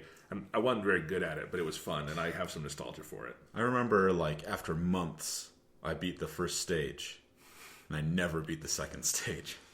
They're the kind of games to me that, like, you just play the first couple of levels over and over again because the first couple levels are the good ones. Like, I want to say 2 was the one that had Spider-Man as an unlockable character because I remember playing that because I didn't own a PlayStation 1, so I played that at a friend's house a lot and just be like, I want to play as Spider-Man. I don't give a shit what you do. Well, I just want to be Spider-Man because one of them had Spider-Man. I think 2 was Spider-Man. I think 1 was Darth Maul. Will that be in this, do we think? I don't know. Maybe. That would be the make or break, I think. Yeah. Get Darth Maul in there. I want to skate as Darth Maul. You can, though, play as, like... So, because I think they rescanned and are remodeling, obviously, all the skaters again, but it looks like they're all based on what they look like now. So you are playing as, like, 50-year-old Tony Hawk, which I think is even better. Like, you should be, like, way weaker, like, falling, like, it's not just blood comes out, it's like you need like, a new oh, hip. my hip, oh, shit. Oh, like it just like the camera just like drops really suddenly. You hear somebody hand the camera. Oh God, Tony, you okay? Yeah. And then it cuts to like retry question mark. You have to get enough money to pay your insurance for your hip replacement surgery. Realistic aging simulator in extreme sports would be a depressing thing. We're also getting a remaster of the Mafia trilogy. Sean, you want to tell us about this? Yes. So 2K Games teased this very briefly. There's going to be a bigger trailer next week. So this is Mafias 1, 2, and 3. All together in one package called the Mafia Trilogy. Most notable about this is that this is going to constitute a full remake of Mafia 1, because that was a PS2 game, I think. So that game is like old and clunky. And because that's like, I want to say Mafia 1 came out around the same time as GTA 3. So it's like an old, we are trying to figure out how the fuck open world games work. So they have released some screenshots of what this remake of Mafia 1 looks like, and it looks gorgeous. And if they go back in, and I don't think they've said yet what they're in terms of like remaking the game mechanics and stuff like that, but if they go in and do a lot of work on Mafia 1, that might make this a really attractive package, because it would constitute that remake of Mafia 1, a like up-resed version of Mafia 2, which was a 360 game that I don't think was like people loved, but I remember it kind of having a little bit of a cult following. And then Mafia 3, which is a game that people have tragically slept on. That game kicks ass. I talked about it a lot last year on the podcast, about a year ago now. And so Mafia 3, obviously they're not going to do anything to Mafia 3 because that game's only like 3 or 4 years old. But you'll get that in that package as well. So that's cool. Like it's kind of on my radar a little bit, depending on what they do with that Mafia 1 remake, because this trilogy is being put together by Hangar 13, which they're the developers of Mafia 3. And so if they go in and make Mafia 1 the Mafia 1 remake a like soft Mafia 4, basically. Like Mafia Kiwami? Yeah, like if that's what it feels like, then I'll probably pick this up and play that. Yeah, that sounds cool. Do you assume this means they're working on a Mafia 4 somewhere? Hangar 13 is working on something. Like the only game they've made, Mafia 3 was the first game they made, and it's the only game they put out so far. That is DLC. So we know that they're working on a project. Probably it would be a Mafia 4, but I don't know. Mafia forever. Yes. The Mafia will never go away.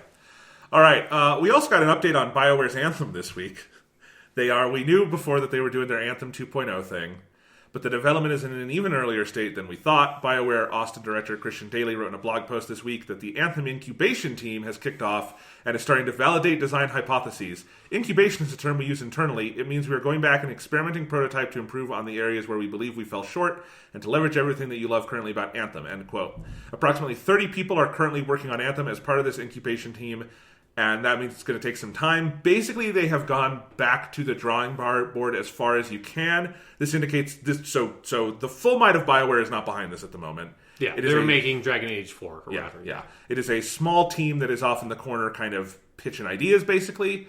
That also means it could get canceled very easily. Yeah. Because moving those 30 people off is not as hard as if they were, So if you were thinking this is like the Destiny Taken King situation where Bungie just like moved everyone on to like, let's make it better. It's not that. This is Anthem is out blowing in the wind somewhere, and there's a small team at the studio who's thinking, what could we do to save the worst game we ever made? Yeah, which just feels like weird coming off of the Kotaku story from forever ago that talked about Anthem next, Anthem 2.0, whatever it would be called. Yeah. It just felt like, since they have barely been doing any post-release content for Anthem, why is it taking them this long to get around on that stuff? Because Anthem's been out for like a year at this point, like a year plus. Yeah, and I think it's pretty clear the answer is they're full steam ahead on Dragon Age. Yeah. And they've got this kind of in the corner, and I'm guessing the plan is if something comes of what the incubation team is doing, maybe they commit to it. And if not, the game is selling for $5 regularly at Best Buy, you can move on. It just feels like if you were trying to do this, you need to get it in like a year after the game comes out, right around that point. Like you need to, if you're not going to get the full like we're rejiggering it version of it, you need to have some like significant content, something that's keeping people in there. It just seems like this is not. I would be very surprised for Anthem to have the same kind of turnaround as a Final Fantasy XIV or a Destiny, in that it's like it has really rough reception at launch and then it like fully rallies and the community kind of comes back to it. I'm not anticipating that for Anthem. No. Yeah. No. I hope Dragon Age 4 is good and BioWare doesn't go under, but we'll see. Yeah. I want Dragon Age 4 to be good. I just want it so badly. Because I feel like my medieval itch hasn't really been scratched this whole generation.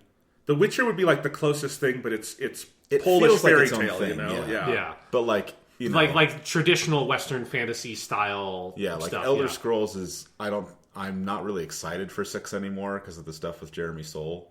Oh yeah. And I don't even know and if it's they're going to so make it. Far off in the future anyways. Like we still haven't seen a proper trailer for Starfield, which is going to be the next game that team makes, and presumably is after that. So I was thinking about this with Assassin's Creed Odyssey. It is, if you had told me at the beginning of this generation that Bethesda and BioWare would essentially be sitting on the sidelines, and by the end the Western RPG mantle would be held by fucking Assassin's Creed, I would not have believed you, but that's kind of where we are. And Bethesda didn't fully sit on the sidelines, but it was mostly just Fallout stuff, and they bastardized Elder Scrolls through a bunch of very bad spin-offs, and it's like... Some people do like the MMO, but it really... I played it for a while. It just doesn't feel like Elder Scrolls to me. It feels like an MMO. I tried Elder Scrolls Blaze this week. It was on Switch. They put it on Switch. It's one of the worst things I've ever played in my life. I remember trying to get into like the early access version of it on iOS and not being able to get it, and then realizing I don't actually want to play this game. The only reason why I even signed up was because it was on an E3 thing. I'm like, I might as well check it out. Yeah, I was curious about it, so I played a little bit when it first came out, and I never played it again, but I still get a push notification every week that I have a free weekly chest. Do you open up that free weekly I've never opened the app since... Why do you still have it? Delete it. I don't know. It's just sitting there. I'm too lazy. But yeah, anyway, we're getting off field, but yeah, that was kind of funny. All right, Sean, do you want to move on to not E3 2020 week 2? Yes, so not E3 2020. So this is our segment of the podcast, Jonathan, where we talk about the things that would be at E3 2020, but are not going to be at E3 2020 because there is no E3 2020.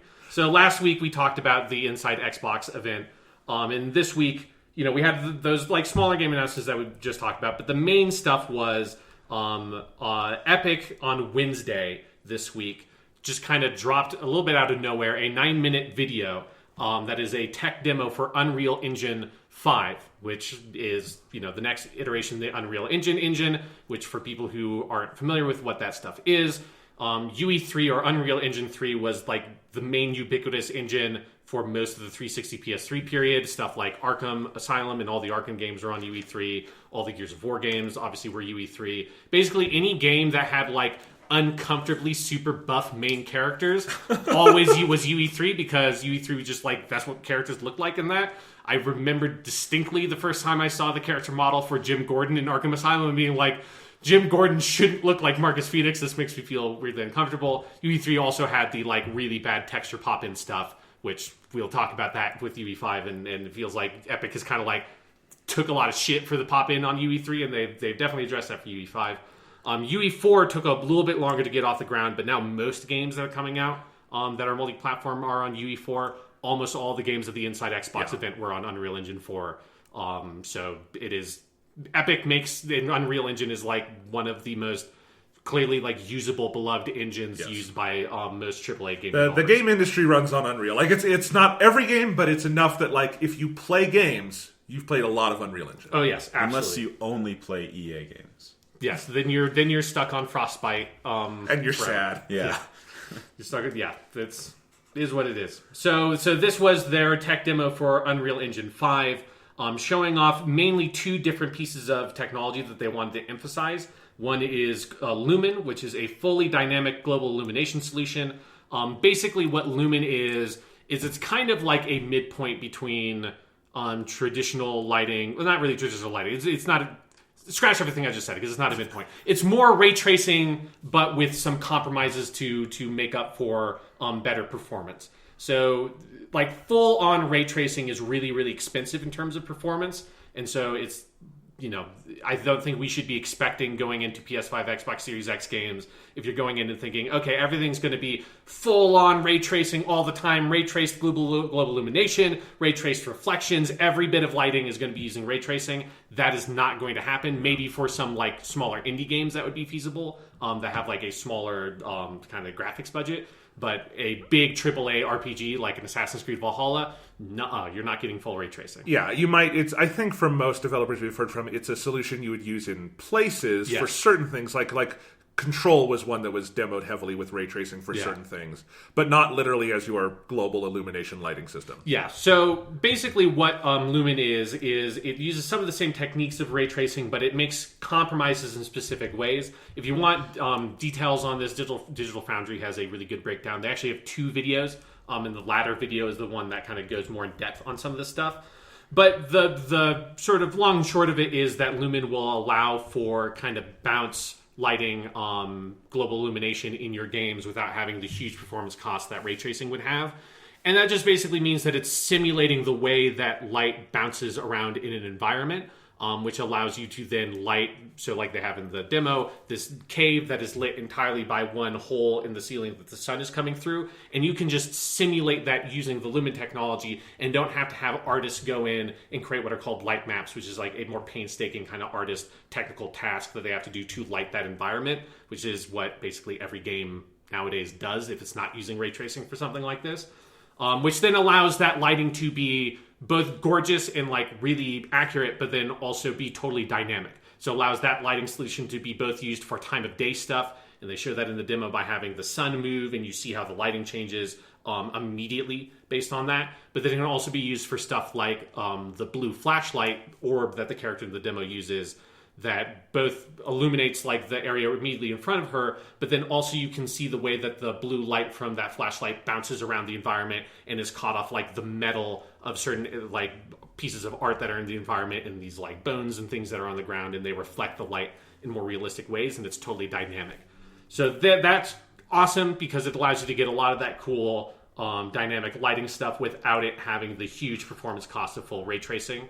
So what Digital Foundry sort of speculated on is probably what we're going to see is something like Lumen used for the big stuff like global illumination that's lighting the majority of your scene. And then maybe they'll use some of the ray tracing hardware on the PS5 and Series X for more specific, like we're going to go for reflections using that and kind of approach it tactically rather than having, let's just like throw it as like a bulk kind of solution at our lighting problem. So like Spider-Man 2 on PS5 could use Lumen kind of thing. I know it's not. I don't think that's an Unreal Engine game, but that kind of thing for the lights in New York. But when Spider-Man hits the window and you look at him, use ray tracing for that? It's a ray tracing because ray tracing reflections are like super accurate. And And I know that was a particular pain point for the developers of Spider-Man figuring out how to do Yes, that. So, exactly. Yes. So that's one of the two technologies that Epic really focused on. The other one, and the one that I think is the most striking and impressive, because Lumen is cool, but if you've seen videos of fully ray-traced games, we've seen stuff that looks like that. The other thing they demoed was a technology called Nanite, which they call virtualized micro-polygon geometry. So the long and short of what Nanite does is it basically allows them to render super high detail, incredibly dense geometry that, again, it's like rendering triangles at like a polygon or at a pixel level. So it is, when you watch the demo, which mostly is in that cave and then are climbing up that cliff face and stuff, the amount of just like textural detail that is on in the rocks and the number of rocks that are in that cave looks like shockingly realistic. It is it is another step away from video game like environment sort of shorthand. And it's that one thing that whenever you go up a generation, you can always kind of tell when you play a previous generation game of, oh, right, it's like when you play Last of Us Remastered on PS4. The graphics on Last of Us Remastered basically look like a PS4 game. It's a gorgeous looking game, but the actual environments themselves are boxy in a way that when you're like moving around the environment, that feels video gamey, and then that kind of becomes more naturalized as technology becomes more advanced. Nanite is the next gen like leap up for that kind of stuff. So the environment just looks incredibly detailed, and it also allows for that incredible detail both really up close and from far away. Basically what it does is that it cuts out the need for artists to dumb down the kind of detail on their models and replace it with texture maps. So how video game models are normally made is you have your artist create a really highly detailed model using whatever technology that they're using. Then the game designers and the artists take that high detail, high resolution model, that is a model that is too detailed for the game engine to be able to render in real time and get a good frame rate. So you take that model, you like kind of chunk it up a bit and make it less detailed, and then you try to get some of that detail you lost back by taking the texture, which is basically like the skin of that high detail model, and applying it around that lower detail model, which is not going to look as good as the original model did, but it'll get closer to that aesthetic. And then you do that multiple times for every model in the game for different distances from the camera, for different levels of detail. So on UE3, when you saw the you loaded into a new level with Gears of War and you saw like the person be like a Ken doll, and then it's like, oh, this looks like a PS2 character. Okay, now he looks like an Xbox 360 character.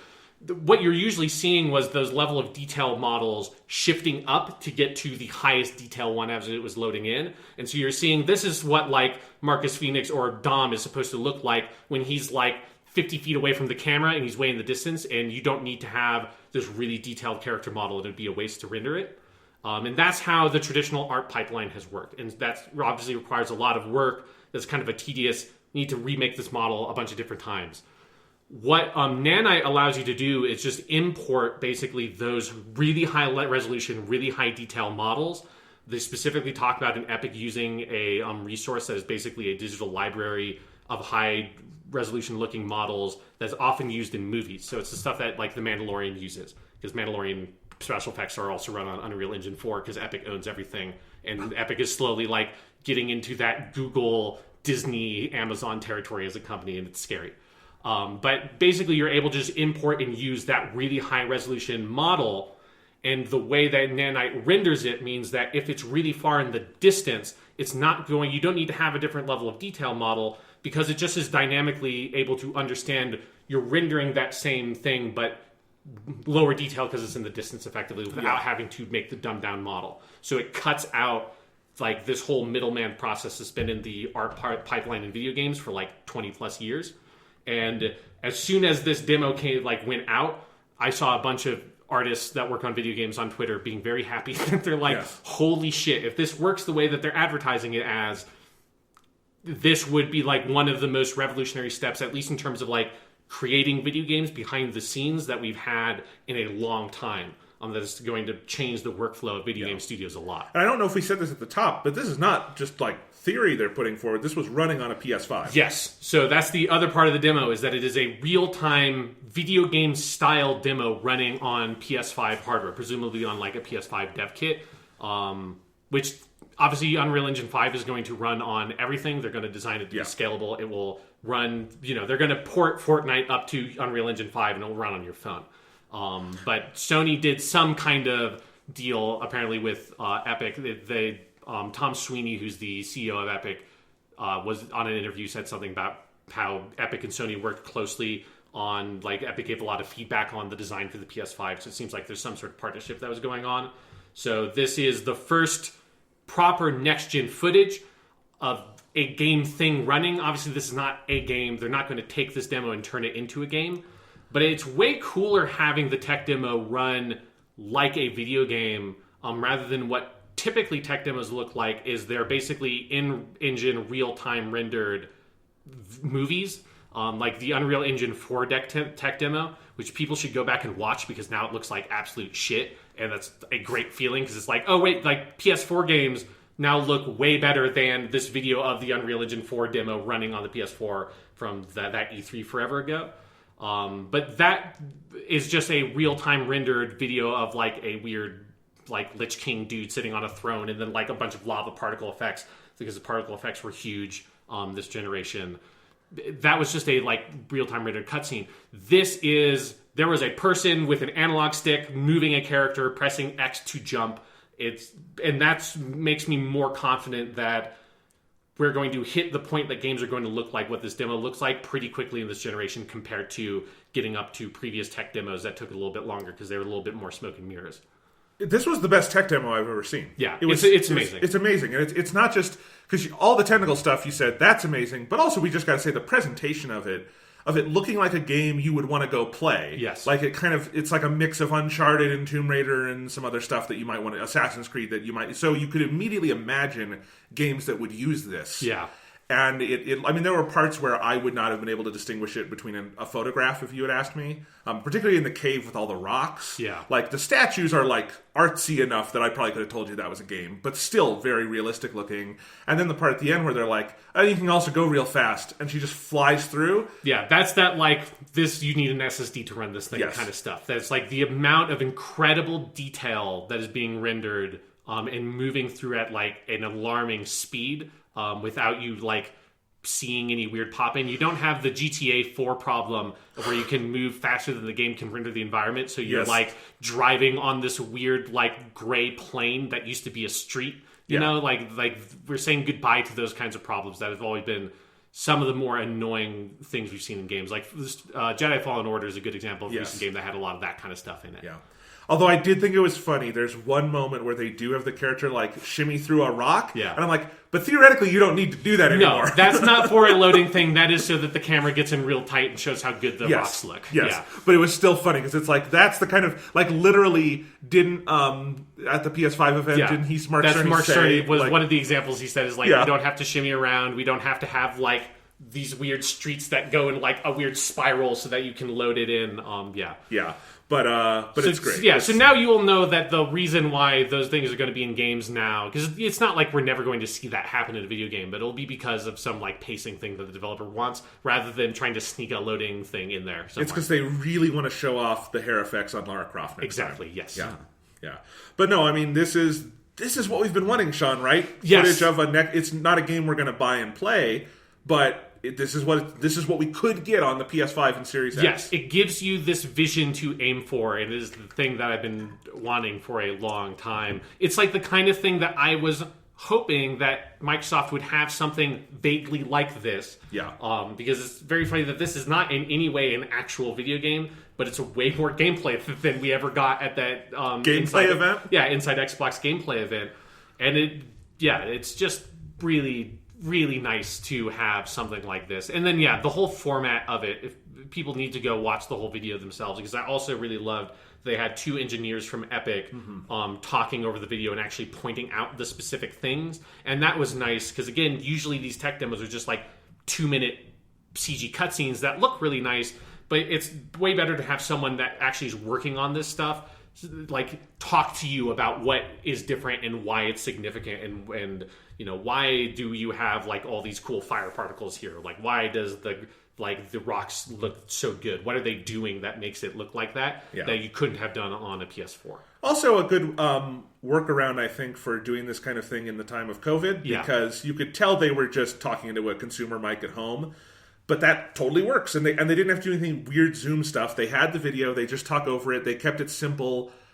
It worked 100%. Yeah. Yeah. So that was great. Now should we talk about maybe what is probably going to be the swan song game for this generation, at least for the PS4? Yes. So then the next day, on Thursday, Sony had one of their State of Play events, which is their version of the Inside Xbox or their version of Nintendo Direct, which they had advertised a while ago that they were going to do this for Ghost of Tsushima. And they had said ahead of time that it was going to be about 18 minutes of gameplay footage. And that is basically exactly what it was. And it was nice to be like, someone said that it was going to be gameplay, and then we saw, basically only gameplay, and then like a couple of like quick little more trailery bits, but it was mostly just footage of that game running with developers from Sucker Punch talking over their game. Same thing as the Unreal demo of just get a consumer mic and let's talk about it. And tell me like what was the design philosophy for exploring, what are some of the main things you want to say about combat, about stealth, and about customization, and then some of the extra bonuses, which is basically they kind of like split it down into those 5 segments. And I thought this was fucking awesome. I loved what I saw. This game looks real good. Yeah. Yeah. Because we should say, we've known about Ghost of Tsushima since... When did we learn? It's been a long time. 2 years ago. It was E3 2018 was when... Actually, a little bit earlier than that, you got like a cinematic-y trailer, but then E3 2018 was when we got the like 8-minute E3 video that ends with that like duel with everything burning around them and like the red leaves falling over them. Yeah, so that was about 2 years ago now. Yes, but this is our first actual look at playing the game. Yeah, like sustained gameplay with like you see a HUD and all that kind of stuff on it. Yeah. I had several reactions, all of them positive. My first reaction, here we go, the first giant AAA game inspired really heavily by Breath of the Wild. Yes, yeah. It is definitely the aesthetic of the game feels like Breath of the Wild, but realistic. Like it's like a realistic looking world, realistic looking human characters. Still a little more like pastel-y in the colors and stuff. And that's where like it's still stylized, pulling on, because as I think it's like pulling on the same reference points that Breath of the Wild is pulling on, because they're both pulling from Japanese art stuff and like Miyazaki and stuff like that. Yeah. But it is a cool blend of, it looks like a stylized depiction of the real world, rather than like Breath of the Wild that is more like a cartoon anime kind of aesthetic. Yeah, but same kind of also philosophy too. Like you said, the HUD, but there's very minimal HUD. Yeah. It very much seems like a game that wants you to go find things. They have this whole like wind sort of system that was the one thing from the demo I didn't fully get a sense of how it's going to work in the game, because it seems like something you have to actually get your hands on. But same kind of like, I feel like design philosophy of go find shit in the world, and not the like Ubisoft Assassin's Creed design philosophy of here are 1 billion markers and a checklist, go have fun, which is fun in its own way. But so because one thing I'm curious about, because they kind of said this, but this wasn't part of the video they showed, because I think it would probably just take too long to show this whole cycle work. But it seemed like they were saying that, because they showed in the demo that you had like little like question marks that looked like The Witcher 3 question marks on your map. Then he puts a waypoint to it, and then instead of it being a waypoint that's just floating in the environment, that's like a pulsing yellow thing or whatever that most games do, you would press a button and like the wind would gust in that direction and you'd follow that. But it also seemed like they were basically saying that the only reason that question mark was on the map is because you saw or heard something that put it there. And it looks like there's some sort of fog of war thing going on the map where the edges of the map were like not like drawn in. So that's making me hope that there's even more of that kind of exploration element to it, that it really is about you looking on the horizon and seeing smoke trails in the distance or a weird clearing in the forest, and you're going like, what's over there, and you heading that direction, and it kind of pulling you along, because that's sort of what they were talking about. But obviously you'd need to see like a 10-minute video of people just exploring to actually show that. Yes. Because if that's what they're doing, that's what I want. That's what I want from an open world game these days. It's like I'm definitely can get very exhausted of the open up my map, put down a waypoint, run over to the waypoint, do the like thing that takes 5 minutes, open up map, waypoint to the next thing, run over there, and over again. This is more, they're going for something that seems way more naturalistic. That is very cool. Yes, and it was actually kind of funny to me because I said I've been playing Assassin's Creed Odyssey, and Odyssey tries to move a tiny, like, make you explore more, but it just can't not be an Ubisoft game. So it's still like when it wants you to do that, it'll still put up the giant thing that says press up on the D-pad to call Ikaros, your cool hawk thing. And I'm like, okay, quit telling me that, because it is a cool system to go find stuff in the world. But it tells me that, and then of course with Ikaros you fly around, and then it makes a billion waypoints on your map, and so it's like, and it's good for what it is, but it's just, I like this kind of thing too. I'm very excited to see how it works, and the world looked and sounded gorgeous. So yeah, the way that light bounces off of like the blades of grass, like this looks almost like it could be a PS5 game. In it does, like, yeah. The incredible density of the foliage is one of those things that like I always look at for a game for what feels like really technically impressive, is if it can render a bunch of trees and grass and bushes and stuff. That's what, like, in 2015, one of the things that was super impressive about The Witcher 3. And then if you look at an image of Ghost of Tsushima and Witcher 3 side by side, it's like, oh shit. Like, we have, graphics have evolved over the course of this generation a lot. Yeah, absolutely. Then we had the combat, and we sort of had a stealth section. I think the stealth stuff looks great, and like sold itself really well in this. The combat is another thing that looks great, but it's going to be, I want to like see how it plays. Yeah. But it seems like the way they're distinguishing their combat from something like Sekiro or Nioh is it's very cinematic and based on that idea of like the end of Sanjuro of sizing up and then the one big move. Yeah, I was really excited by what they showed of the combat. And then they also did a post-show interview with, I think, a magazine somewhere that they talked about how, so obviously in the demo, the person playing the game just kills everybody, but they said that your character Jin is also incredibly vulnerable. So, and that's what I think you need that sense of danger. That I want the combat to be like one well-placed sword strike can kill someone, and that definitely seems like what they're going for. And it really looks like they are taking the reference points of movies like the Zatoichi movies to heart, because the samurai action in those movies is all based around the hero character fighting an implausible amount of enemies and cutting through them like butter. And it's like lots of sizing up, like looking at each other, the enemies surrounding the main character with their weapons raised and like moving forward a little bit, and the hero shifts their stance slightly and all the enemies like back up and like, oh shit, he's going to attack. And eventually one idiot who's like the idiot of the group is like, fuck it, and goes in and tries to slash. And then the hero like dodges or parries it and cuts that guy down. And then like three more guys rush in and the hero cuts them all down really quickly in a succession of moves.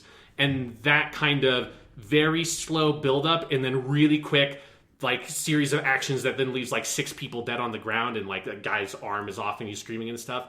That's the kind of action that those movies have. And that really is what it feels like the game is going for. And this might be, Jonathan, one of the only times in the history of video games where the body count produced by the game is actually less than the body count produced by the source material. Because the main character, Jin, fought like 7 dudes maybe in that camp in like with his sword. Zatoichi routinely kills like 80 people at the end of one of those movies. Like those movies like that, or like the end of Harakiri, the ones that have like the big body counts. It's just a ridiculous number of people. Because I remember I saw some comments online of people saying like, oh, the combat looks good, but I don't know, it just doesn't seem realistic with them fighting that many people. Like that doesn't feel like samurai movies. Like the only samurai movies you've watched are Kurosawa movies. Because Kurosawa has a little bit more of a grounded approach. Most of those movies is not the main character fighting 2 guys at one time. It is the main character being surrounded by 20 people and him killing them all by the end of the scene. Yeah. Also watch some early wuxia movies, guys, because that's also was influenced by samurai movies, and it's the same kind of thing. Yes. So yes. Yeah, I'm very excited. Looks great. And then also at the end they showed off. You said this the moment this game was announced, and I agreed. It needs a Japanese voice track. Not only does it have a Japanese voice track, but they cast fucking Kazuya Nakai as Jin. If you don't know, he's in a bunch of stuff. He's most famous for Zoro in One Piece. He is the exact human being alive on planet Earth who you want to play that character. Yes. He's a person who is so well known for playing Zoro from One Piece that I've barely seen any of his performance, and every time I hear him, I'm like, oh yeah, that's the guy from One Piece. Because he's so, it's just, It's so perfect. It's like the perfect badass samurai voice of people who are like... Because again, like, you know, maybe if you could go back in time, you'd get Toshiro Mifune in the booth or something. But he's long gone. But Kazuya Nakai just... And I love the idea of playing that game and running around and having his voice in my ear. Yeah. That is a wonderful idea. And they have a...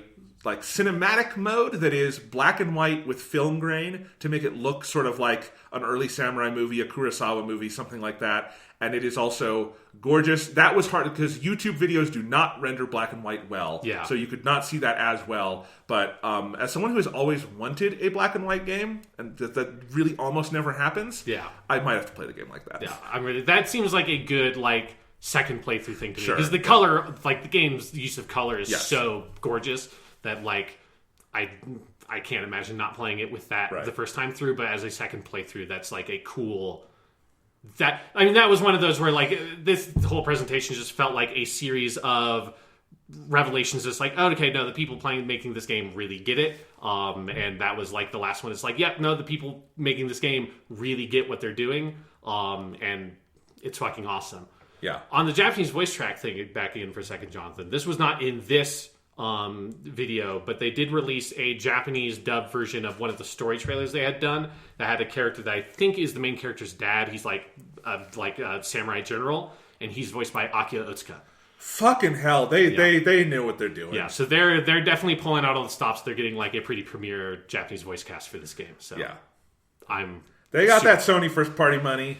Yes. It's great. It's amazing to think this is the studio that last made Infamous Second Son. Right. Because it's such a different... But you see a lot of the same like technical acumen in there. Yeah. And it's, they also showed off their photo mode because Infamous Second Son essentially invented the Sony mode. Sony first party photo mode that now must be in every game. Yeah.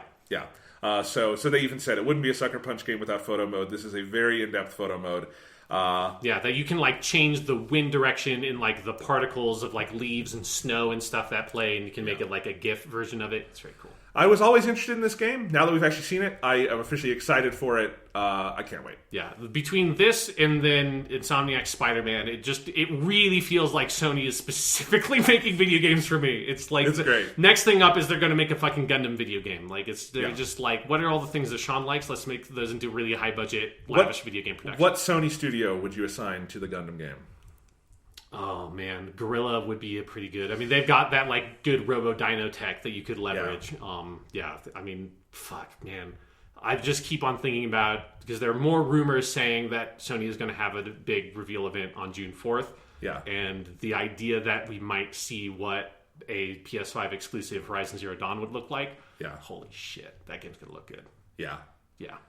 All right, well, that's it for the news. Yep, that's it for not E3 2020. All the things you would have seen, but we didn't see. All right, let's go ahead and move on to the topic, which just here on the outline says Thomas stuff. Thomas. It's me. Hi, Thomas. Hi. Do you want to share anything? We're going to get to your topic that you brought today. But is there anything you want to share with us about living in Japan for a year? Well, a lot of it was just I got so used to it and it didn't feel too different. There are some things that I really miss from Japan, and I started to miss them when I was still in Japan just because things were closing down. I know you talked about some of this just from your vacation there, but just not having trains, I really miss. Yeah. I really love riding trains, especially the bullet trains, the Shinkansen. They're just so, they're relaxing but fun to ride, and it's just amazing. There's something really cool I thought about this in Japan of, you feel more in touch with your body when transportation is just you moving your feet and getting places, and on a train, maybe you're sitting, maybe you're standing, but you have that, you don't get in a car and then feel like you're part of a machine moving. Mm-hmm. It's all, and of course we don't really have in most parts of America, and certainly not where we live, those kind of public transit systems. So it's it's really interesting. Yeah. You talked about food too when you came back. I really miss Japanese food. Not necessarily sushi and ramen, although I do miss those, but just the normal things of being able for lunch to go to a convenience store and get a fresh made bento. Because I'm not a good cook, and I usually didn't have enough time to go out to a real restaurant. It was always really delicious, no matter even if I got the cheapest stuff. I don't know what you're talking about. You can go get a Lunchable right now. You're right. It is truly amazing because, one of the main convenience stores in Japan is 7-Eleven. One of the main convenience stores in America is 7-Eleven.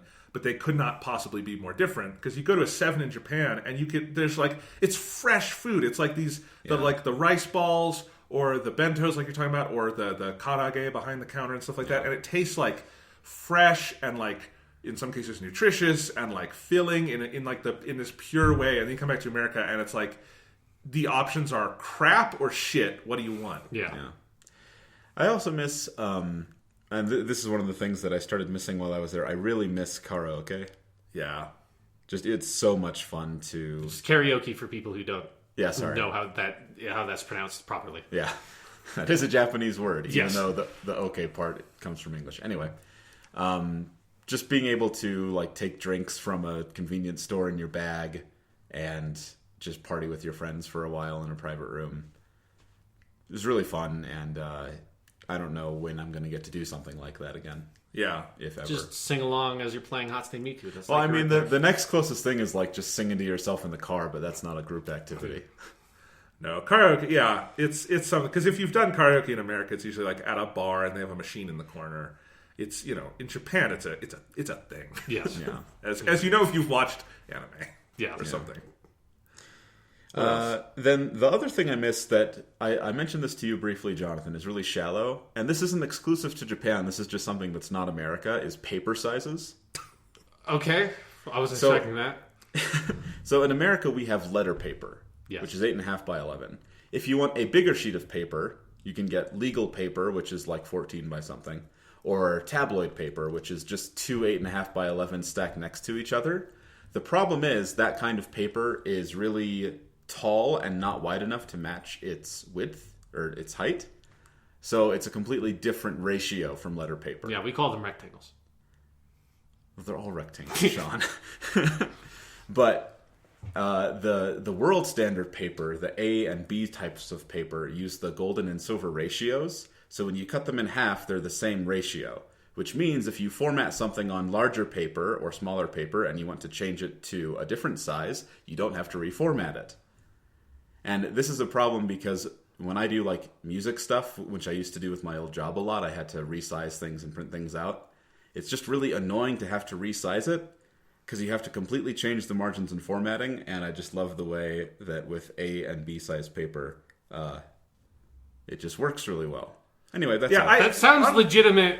And also a thing that for my life, I can't imagine a single time it ever would have come in handy. Well, not to say that it's not legitimate. I just have to say, having worked in an office before and been responsible for the copier in a lot of cases, when you first said this, Thomas, I thought it was that's a weird thing to be nostalgic about. But then I thought about no, that actually, because you were talking about going from working in an office in America to in Japan, where you had to do a lot of printing, and it was so much easier in Japan because of that. Yeah. So I did get that. I get that. Yeah, and if you make a poster on tabloid paper, it looks like shit. It's too tall. Anyway, that's all. The other thing I missed that I mentioned, I think we were talking about this before we started recording, is stationery. Yeah, in Japan, is a big thing in Japan. It's really nice. Pencils are a little more expensive, but they feel really nice. I have these Dr. Grip pencils that I use now. And they also use multi-pens, which I think in America, they seem kind of nerdy. But it's something, that the band people in high school. As someone who's a high school teacher, I can confirm. Yeah. You would never see a jock with a multi-pen. Yeah, but either gender. It's just standard office or school equipment in Japan is I want to have black and blue and red, so I need a multi-pen. No, I mean, I brought back a bunch of notebooks with me just to have them because you can get for very cheap really good notebooks and pens and pencils. And it's this is better than anything I've written with in America. For whatever reason, there's a culture around it. In the train station at Nagano, which is near where you worked, there was this big stationery store and had a lot of cool stuff. And I got a red pen for grading. That's one of those pens that you can use the friction ball to erase. And in America, those are typically pretty janky. Mm-hmm. But for grading papers, it's great because if now if you decide to give someone a B after you gave them an A, you don't have to tear that piece of the paper off. Yeah. Then you just go and print out a new version of it or something and recreate all your comments. It's I can't have them see that up and decided that they should have a lower grade because I'm going to hear shit about this later. I've never done that. I don't know what I'm talking about. Yeah. Yeah. Then the other thing that I did that I just wanted to talk about, I mentioned going to Fuji, and I think most people who go to Japan sort of know what that is. The other thing I did that was really fun was I took a day trip to Shikoku, which is the smallest of the main islands. Yeah, it's like a little island down south that's kind of nestled in there. It's the south one that's not... Okinawa. Yeah. Anyway, I took a night bus there, which was kind of fun because night bus sounds like it's going to be really uncomfortable, but of course in Japan they find a way to make it slightly luxurious. Not that it was like super comfortable, but it was nicer than I was expecting.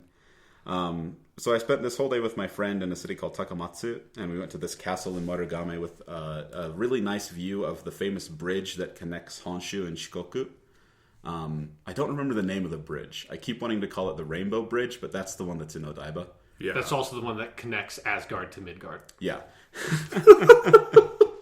Good point.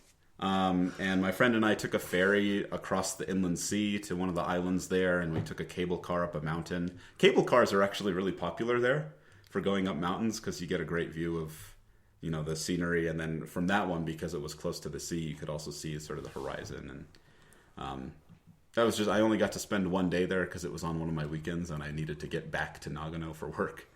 But that was one of the best days, probably in my life so far, and it was just really simple. And one of the reasons I just really like Japan is just simple stuff like that was always really interesting. Yeah, there's also a lot of cool stuff to see in a relatively compact geographic space, which is nice. With the public transit, that means you can get there relatively easily. Yeah, and it costs some money, but... Yeah, it's less true where I was, just because... it's sort of out in the countryside, so public transportation was either less frequent or less available.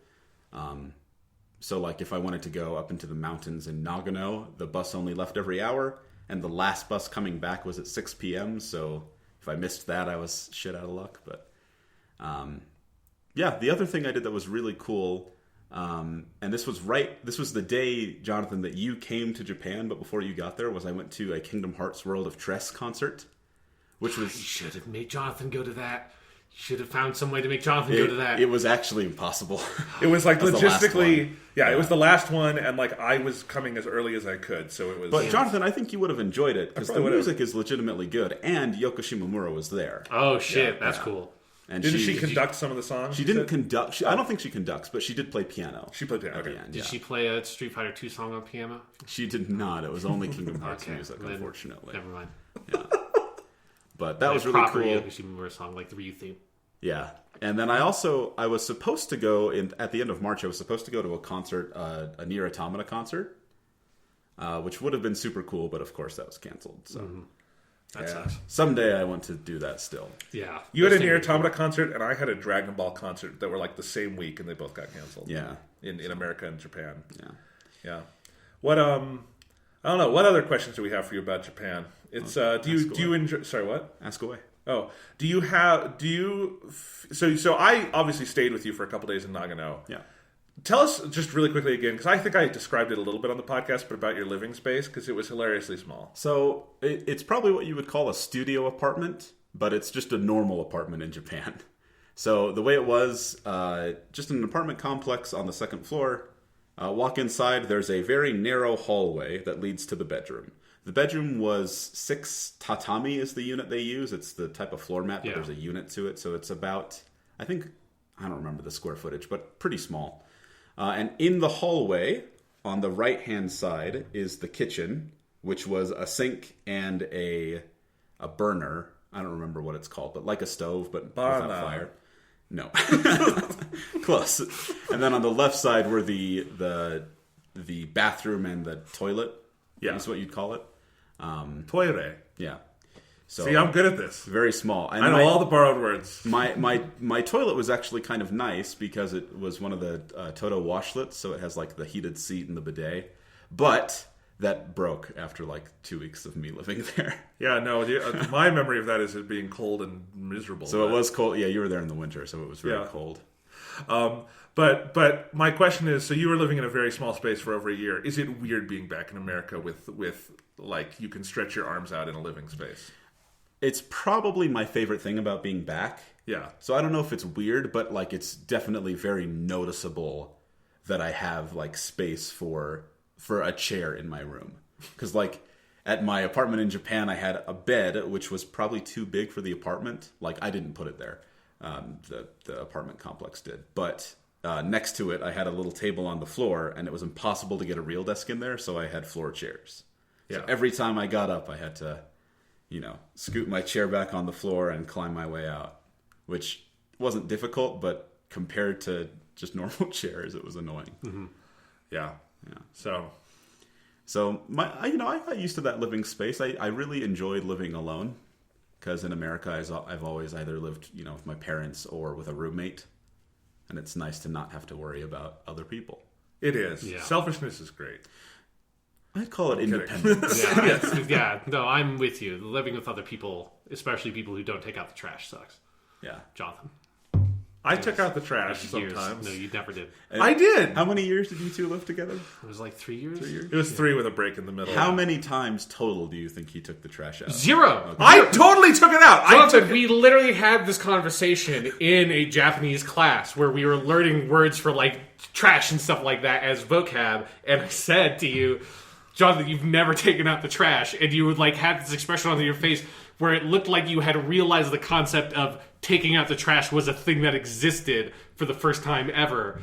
And it was like, yeah, this is how it is. Maybe you took out the trash sometime after that conversation. I think I did. But the thing is, you were always on top of these things, so I just, it was just done. Because if the trash is overflowing and you're going to go put in a piece of trash, you know what you do? You take the trash bag, you take it out, you tie it up, you go out to the dumpster that's outside the condo, and you throw it in the fucking dumpster, and then you put a new trash bag in because you're a decent human being. Yeah. This is how we're supposed to live. Yeah. It has been a long time since this was an issue, Sean. Get over it. All right. Speaking of Japanese class, just real quick, I was also surprised by how little Japanese I actually needed to use to live there successfully. Mm-hmm. Granted, I didn't have to like set up my apartment or anything. Right. But just for like day-to-day stuff, there's very little you actually need to know. Like I remember I was on the podcast a few weeks before I left, and you mentioned that sumimasen is the most useful word. Yes. That's absolutely true, and thank you. Yeah. And daijobu, like, because that means yes and no, depending on how you say it. So, yeah, like, it's fine. It's great, Yeah, so... It's very true. So when you did, like, consumed media, like, say you, like, went to a movie in Japan, did you see lots of movies that were, like, American movies with Japanese subtitles on them? Did you go see lots of movies that were just in Japanese without subtitles? I didn't go to the movies too often, but the way they work there, like, I think I saw a couple of Marvel movies while I was there, so they have the English version with Japanese subtitles and the Japanese dubbed version with no subtitles. So I always went to the English version, of course. And from what I could tell from, like, the students I was teaching, they go to more American movies than Japanese movies. Mm-hmm. The only Japanese movie I heard that people were interested in the whole year I was there was Weathering with You. Yeah. Which I never saw, or I haven't seen yet, but...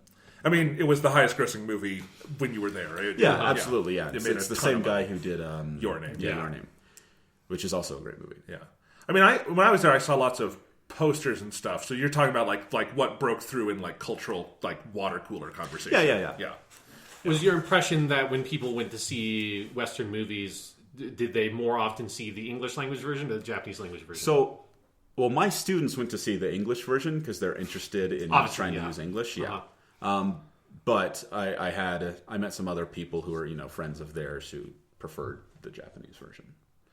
Because so I did go see a movie in Japanese. We talked about this on the podcast. I went to see Frozen 2 in Japanese. Right, Because you said, of course, you go see it in English. I would have seen all of these in Japanese. I would have fucking seen Avengers Endgame in Japanese and like tried to piece it together because it would have been fucking fascinating. I wish I had seen Rise of Skywalker in Japanese. It would have been better. It would have. There's no way it could have been worse. I think I've heard a clip of Japanese Kylo Ren, and he's got a very good voice. Oh, Kylo Ren's good in English too. Yeah, that's true. This is one of the less problematic parts of the movie. But he also doesn't talk in Rise of Skywalker for some reason. So who cares? But because what you were telling me is that like. Really, it's only live-action movies they do the subtitles for. Animated movies and, like, family films, they don't... The English version just doesn't come out. Okay. Yeah. Because Frozen 2, I was there, like, right when it opened, and you couldn't see it in English, so, yeah. And speaking of movie theaters, one of the things that makes it so easy to live there, not speaking Japanese, is most transactions, other than food, are just done via touchscreen. Right. So if you want to buy a movie ticket, you press the English button on the machine, and then it's super easy. And even if you wanna don't, some of these are pretty easy to figure out. Yeah, well, some of them, even like in Japanese, it's still in Roman characters. Right. So did you import Western media? Like when you played Persona 5 Royal, were you just playing the Japanese version of it, or what did you do?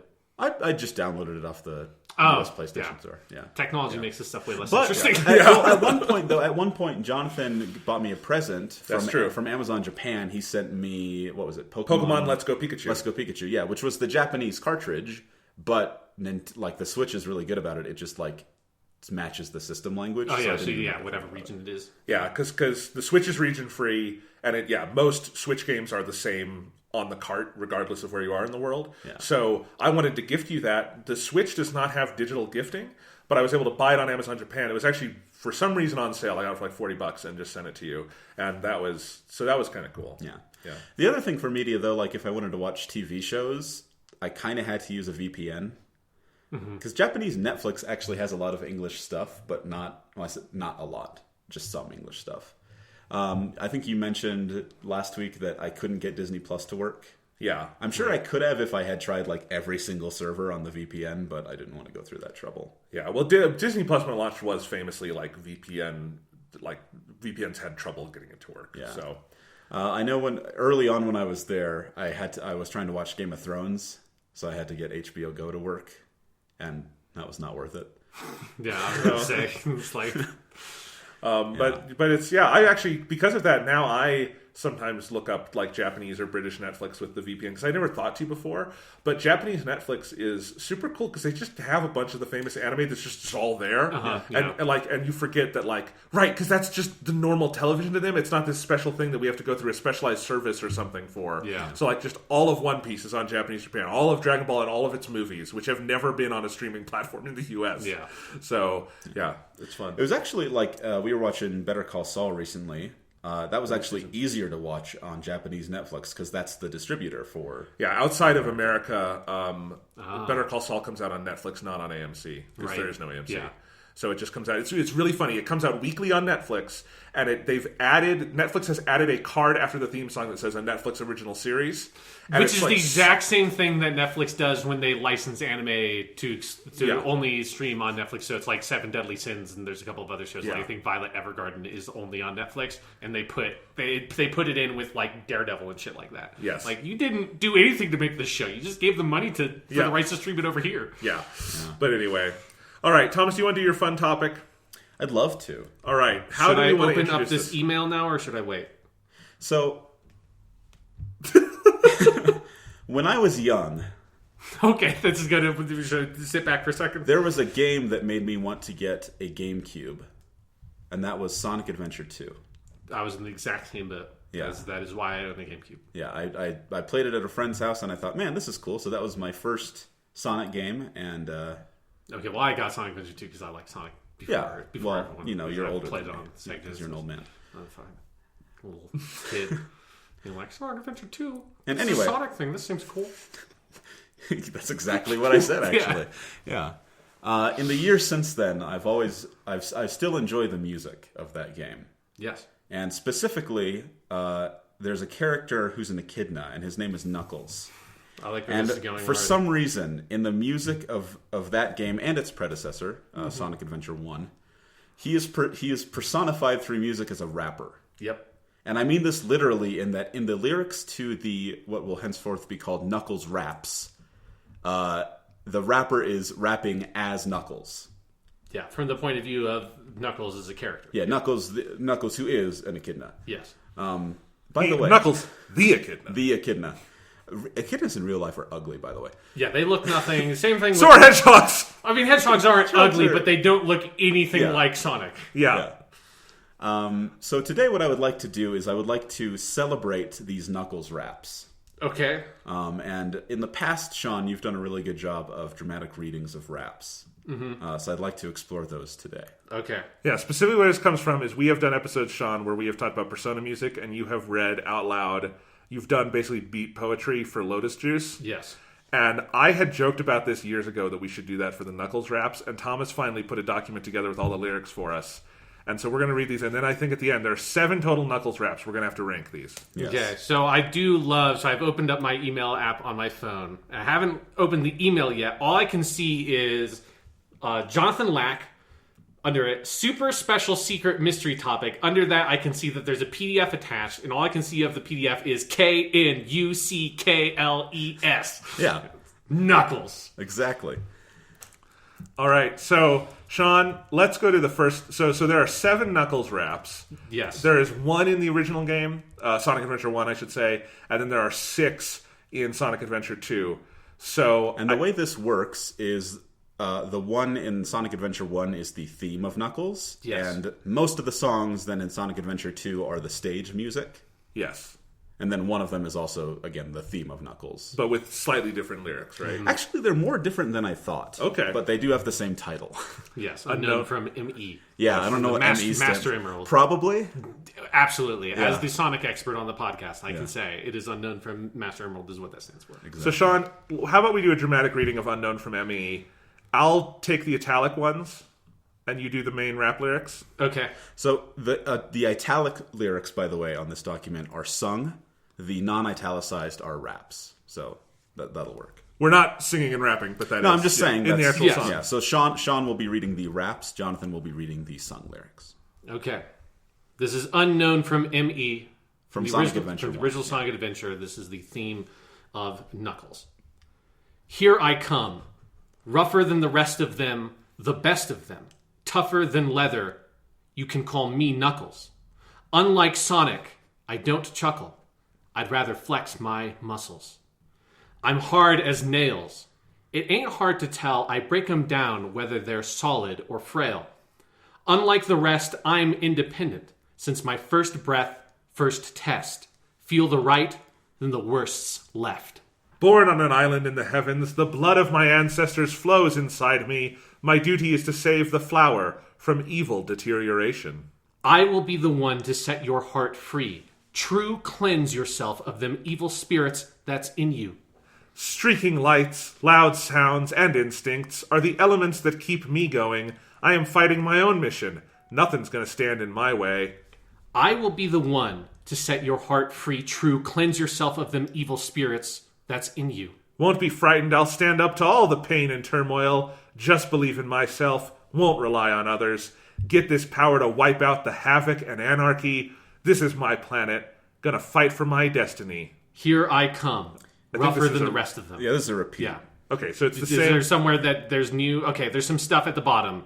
I'm going to Okay. skip to the last... Is it okay if I skip to the last stanza? Yeah, this is the best part. Okay.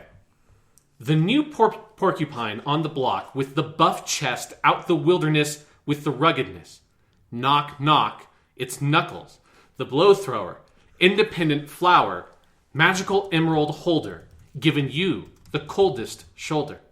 My spike goes through boulders. That's why I stay a loner. I was born by myself. I don't need a posse. I get it on by myself. Adversaries get shelved. Yeah. I get it on by myself. It All right, means something Knuckles, else in also- my head, right? That word, independent flower, that's supposed to be flower. Oh, that makes that. Yeah, because I was like, didn't that realize doesn't that, rhyme. Because it's like, oh, this is interesting. It's like a near rhyme. This is like some Emily Dickinson that they're pulling out here. There are a lot of off rhymes. Yes. throughout these. You'll see. Shoulder, boulder, loner is fantastic. Yes. Yeah. And apparently at the end, boner. They don't say that, but he's getting it on by himself. I get it So, on by myself. adversary. It's a really weird way to phrase that. I'd also like to mention, I think some of these are legitimately good songs. Sure. This one has a cool sax riff. Yes, I remember this song being a song that I like compared to most of the level raps that are songs I like in a different way. They're kind of songs. Yes. Yeah. Well, okay, so we did Unknown from Emmy. Now Yeah, let's... so that's the template from which the Knuckles rap was born. And I should say so in this one there are two vocalists. One of them is Dread Fox. He did not return for Sonic Adventure 2, but Marlon Saunders, the guy who did the singing parts, he did come back for Sonic Adventure 2. Anyway, the rest of these for Sonic Adventure 2 are rapped by Hunid P. It's HUNNIDP. Yeah. I'm going to go with Hunted P. Okay. Yeah. All right. So now we're on Sonic Adventure 2, the first Knuckles stage, which is stage 2 of the Hero campaign in Sonic Adventure 2, is called Kick the Rock. I did not know that's what it was called. Yeah, and the stage is called Wild Canyon. I always thought they were just named after the stage. They are not, although in the soundtrack it says Kick the Rock with an exclamation point from Wild Canyon. All right. And the setting for this, it's a canyon. This is right after Dr. Eggman tried to steal the Master Emerald. Knuckles had to shatter it, and Rouge and Knuckles are both searching for these parts. And this is important, because Rouge makes an appearance in this rap. All right.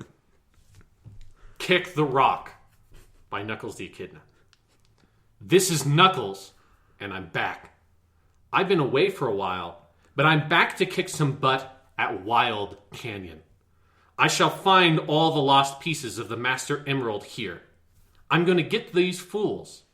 They want to play with my emeralds. They playing with the wrong guy. Echidna, that's what I'm representing. Never seen a Mike Hog spit like a menace. Wild Canyon fun? I gotta chase a bat, huh? Yeah, Rouge, she's sexy and smooth. A double-cross spy thief that's out for my jewels, huh? I'm feeling her in mysterious ways. That's why I stay on point, like every single day. I gotta protect this place. I do it for my race. Yeah, you know how it is. Yo. Throw your hands up. Come on. Ain't nobody gonna come here and eat my plate. No. Yo, what happened? My emerald's gone. Somebody gonna get theirs quick. My word is bond. Who coulda did this? That snitch named Rouge. When I catch her, I'm gonna get her with these tools. There you are. Come here, little thief. Think you gonna fly and get away quick? Give up the emerald or die. I don't love you. Yeah, you know how it is. Yo. Throw your hands up. Come on. What? This one is significantly hornier and more violent than I remembered. Yeah. Yeah, also, This is like Baby's first gangster rap. Also, like 90s stuff. the entire second, I guess I'll call it a verse, Yeah. Knuckles just doesn't remember what happened. Yeah. He's like, what happened? Who did this? He did it. So he fucking broke the emerald, whatever. I remember us talking about these raps on a podcast at one point, and I'm going to repeat a point I made then. But the thing I love about these raps is it feels like the guy who had to write the lyrics while he was playing the level, and that's the only time he had to write them. So it's like him trying to figure out, and we'll get to, I think the next one is the funniest one in this regard, of like how the level works, and what's going on in the story. And so there's very little like what feels like original content in the lyrics. It's all them just sort of talking about shit that you just saw or are doing right now. Exactly. Which is the funniest part of it. It's beautiful though. Yeah. I love the meta at the beginning of I've been away for a while, as in the 2 years between Sonic Adventure and Sonic Adventure 2. Yeah, and the amount of horniness for Rouge is pretty big. It's also he calls her a snitch, which is in no way accurate. She's not. It's not like she snitched on him. Actually, she is, but we don't find that out until way later. Well, okay, she's a snitch in the plot, but not for Knuckles. Yeah. That has nothing to do with Knuckles at all. She's more of a narc, I think. She's a secret cop, right? That's one of my favorite scenes from Sonic Adventure 2. But anyway.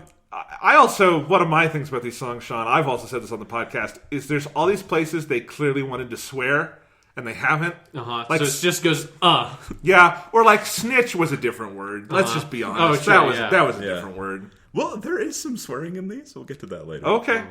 Well, let's rank these in real time. Is this one better or worse than Unknown from ME? Worse. Yeah, I agree. Okay. Like, if you're going by... So we're ranking them legitimately, not by the ones we find the funniest, but what are better songs. Yeah, and I think this is tough because you've heard these raps before. Yes. I think it's good to rank them with the music background as well, because some of them are actually better than others. But Yes. All right. So now we're on to Sonic Adventure 2's Pumpkin Hill stage. Yes, the title of this one is A Ghost's Pumpkin Soup. Yeah, this is where I realized I also did not know that these had titles, because to me this song is just the Pumpkin Hill song. Yeah. That I will say I do like the background music for this. I think song. it's pretty good, yeah. Yeah, it's got a good kind of rhythm to it. It's good. Yeah, it's groovy. Yeah. All right. A Ghost's Pumpkin Soup by Knuckles the Echidna. You know me, the fighting freak Knuckles, and we're at Pumpkin Hill. You ready? I ain't gonna let it get to me. I'm just gonna creep. Down in Pumpkin Hill, I gots to find my lost piece. This piece of a Master Emerald, not a gun. Exactly. Important detail here. Okay. I know that it's here. I can sense it in my feet. The great emerald's power allows me to feel. I can't see a thing, but it's around somewhere. I'm gonna hold my head, 'cause I have no fear. This probably seems crazy. A graveyard theory. A ghost tried to approach me and got leery. Asked him a question, and he vanished in a second. I'm walking through valleys, crying pumpkin in the alley. Didn't seem happy, but they sure tried to get me. Had to back 'em up with the fist, metal, crack 'em. I'm hearing someone saying, "You a chicken, don't be scared." It had to be the wind, 'cause nobody wasn't there. I searched and I searched as I climbed up the wall, and then I started to fly. I went in deeper. Let it get to me? I'm just gonna creep down in Pumpkin Hill. I gots to find my lost piece. I know that it's here. I sense it in my feet. The great emerald's power allows me to feel. I can't see a thing, but it's around somewhere. I gotta hold my head. I have no fear. It probably seems crazy. A graveyard theory. A ghost tried to approach me. He got leery. This is Knuckles, who fears none. It's real deal when it comes to my name, kid. The rest repeats, except Yes. for the very end. Spooky up in here, it's crazy up in here. We still gonna keep it going. I'm Knuckles. Nobody scares me. Whoever won it, bring it. I don't care. We could do this. Then come step up to the plate and meet your match. It ain't no thing. I feel weird having said that last part. Yeah.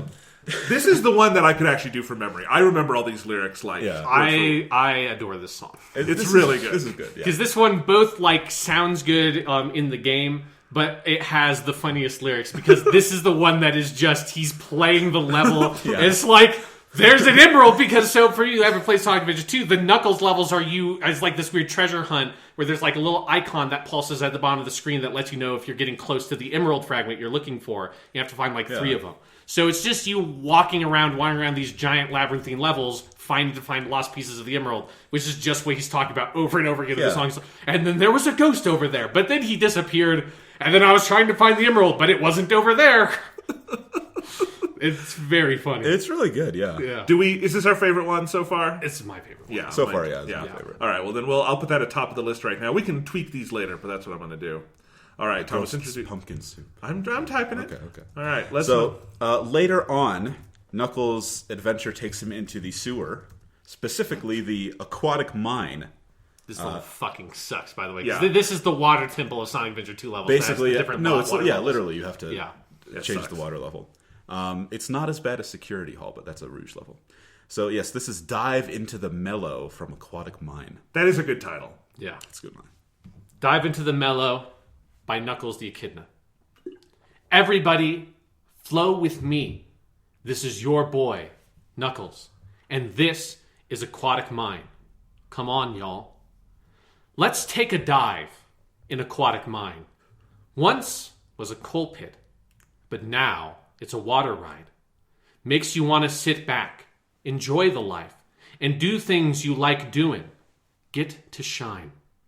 It sure beats fighting with them foes all the time, but I gotta do it. They always stay out of line. Sometimes I want to just chill and land, but I'm the protector of the emerald and gems. I stay knuckled up. I'm in a deep cut. I'm seeing skulls that burn. They try to cut me off. You can just describe the gameplay mechanics of this level. Avoiding my luck, I'm feeling kinda stuck. I'm in narrow hallways, running like it's a ball game. Hand tracks be tracking me to different doorways in a maze, and I don't know what to do. Guaranteed, though, I'ma find the emeralds. Don't call me Knuckles for nothing. I can't lose. I believe the rest is repeated. There's a thing. Read the next two, Sean, because they end very funny. That's Okay. right, okay. Sure beats fighting with them foes all the time, but I gotta do it. They always stay out of line. Sometimes I want to just chill and land, but I'm the protector of the emerald and gems. I stay knuckled up. I'm in a deep cut. I'm seeing skulls that burn. They're trying to throw me off. Avoiding my luck, I'm feeling kinda stuck. Don't call me Knuckles. Give me your props. That one wanted to end with "Don't call me Knuckles, you fucking motherfuck." That's where it wanted to go. I mean, avoiding my luck, I'm feeling kind of stuck. Again, just describing the experience of playing this game. The Yeah. person writing the lyrics is like, I don't know where the fuck I'm going. I went down this hallway. There's like weird skulls everywhere. I'm trying to find an emerald. I have no idea where it is. I'm just stuck in this fucking level. I do have to say, for this one, I think the rhymes are actually better than Yes. the other ones so far. I agree. It's got an interesting actual rhythm to it, where it basically each line ends with a small phrase. So it's not like, so you have most of the sentence in the early half, and then it cuts off with a comma. Yeah. And opens up the next line So at the it's, end with a rhyme. I think it's slightly more poetic. Yes. Would we put this? I think this is below Unknown from Emmy or Pumpkin Hill, but do we put it above or below Wild Canyon? It's definitely above Wild Canyon. I'll put it above Kick the Rock, but Okay. below Unknown from Emmy. Yeah. All right. So dive into the mellow. Yeah. Or is that what's? Yeah. Yes. Mellow. Aquatic Mind. Okay. We So- got our. Yeah, after this, Knuckles meets up with Sonic and Tails, and eventually they have to find Eggman's base in a pyramid in Egypt. Of course. So after Tails carts them through the desert, they get to the entrance, but they can't open the door. So this time, instead of hunting for emerald shards, Knuckles is looking for 3 pieces of the key to open the door to Dr. Eggman's base. And this is called Death Chamber, and the title of the song is Deeper. Seriously. these This songs one are horny. also, if you're looking at the Knuckles, Jonathan Yeah. and Sean, I mean the lyrics, not the Knuckles. I'm always looking at the knuckles. At the end of this song, there is a dialogue between Knuckles and Sonic. So Knuckles is on the left and Sonic is on the right. So how do you want to divvy that up? I think you have that backwards. Sonic is on the left. Oh no, you're right. No, Knuckles is on the left. Sean, you be Knuckles. I'll Wait, be so Sonic. hold on. So where's because When it turns italic, yes. that's when they're talking to each other now. Oh, okay. So it's a back and forth. Yeah. I'll be- Okay, I see. I'll be Sonic. You be Knuckles, Sean. Yeah, since I'll also be reading the knuckles. Yeah. Rest of the rap. Okay. Also, Jonathan, I think you should do the Death Chamber. Okay, I'll do Yes, it. I'll do that's it. that's for the pacing. I think we need those. All right. Okay. This is Deeper by Knuckles the Echidna. I think you're going to also notice a pattern that all these songs start the exact same I way. was going to mention Yeah. that. This is Knuckles, and you've reached the Death Chamber. Death Chamber. Death Chamber. Death Chamber. From front to back, all I see is thorns. I'm glad that I don't call this home. Death Chamber. Death Chamber. Death Chamber. A lot of trick stuff that makes you fall into a trap. Death Chamber. Death Chamber. Death Chamber. Eggman wants to steal the stones, keep the emeralds, and build a throne. Death Chamber. Death Chamber. Death Chamber. Not if I can help at all. I will not let him take it over. Sonic, what are you doing here? I heard you were on a quest for the Master Emerald. You know me, and you don't get along. I don't think that's the point right now, Knuckles. I know how much the Emerald means to you, and I want to help get it back. Stop being stubborn and think. Well, I guess you're right. You damn right, Knuckles. I know Eggman's secret station's here somewhere. All we have to do is find it. I know we'll need a key to get inside. That's our only way to find it, so let's go. Are they singing that at the end, or what? No, they're just talking. It's Yeah. He says, Oh. Sonic, what are you doing here? I heard you were on a quest for the Master Emerald. Is it the same guy It's singing the same both guy, parts? doing both parts. Because I don't think I've ever noticed that in the song that they're talking to each other. My favorite part is at the toward the end when he says, "You damn right, Knuckles." You It's damn like, right, Knuckles. What the hell? Yeah, Why it's Sonic- like all why of a did- sudden Sonic turns into like a cop from an 80s movie. Well, yeah. Why does Sonic get to swear, but the whole time they're censoring Knuckles? Yeah. That's what I want. Damn right, Knuckles. So this one has by far the least lyrics. So in terms of ranking, I think this one has to go at the bottom. Yeah, this is the worst one so far. Yeah, do think, it's by like the way- barely got any rhymes in it Yeah. whatsoever. And all the rhymes are off rhymes anyway, like Yeah. stones and throne. Yeah. Yeah. I do. There is a pretty groovy sax and brass riff in this one, but still, I think this one's the worst so far. I agree. Yeah, so that's deeper. So after they get into Eggman's secret base and they fight Eggman a little bit, eventually Eggman flees to the space colony Ark, and they pursue him in one of his spaceships. And along the way, for some reason, Knuckles put the shards of the Master Emerald he had so far found in the cargo of the spaceship, and then they're messing with the controls in space, and the cargo opens, and he's found 9 shards so far. They've go out into space. So Knuckles separates from the group again to go find 3 of the 9 shards for the Master Emerald. So this is Meteor Herd, and the title is Space Trip Steps. When you describe the plot in like your very sonoric voice, it sounds much sillier than I've ever thought of about. Yeah, we've just gone from a weird secret pyramid base up into a weird secret space base. And Yeah. that's what it is. It's is just what it back is. and forth Sure. from secret bases. All right. Space Trip Steps by Knuckles the Echidna. It's your main man, Knuckles, and we in Meteor Herd. You ready to go in space? Help me get the emeralds. Took a shuttle to space and left from our homes. At least we are with friends, and I'm not all alone. Bad thing was that the emeralds spilled. Gotta search space, man. Time to get ill. What's this? Can't fly or climb. I just could float. Hope I don't die. Meteors coming my way. Weaving. Gotta go straight. Ain't a criminal. Crime don't pay. Seen a crazy look. Eggman's face. Don't let it hit you, move. Don't let it hit you, move. Don't let it hit you, move. Move. Don't let it hit you, move. Don't let it get you, groove. Don't let it get you, groove. Don't let it get you, groove, groove. Don't let it get you, groove. And then it repeats a little bit. This is one of my favorites.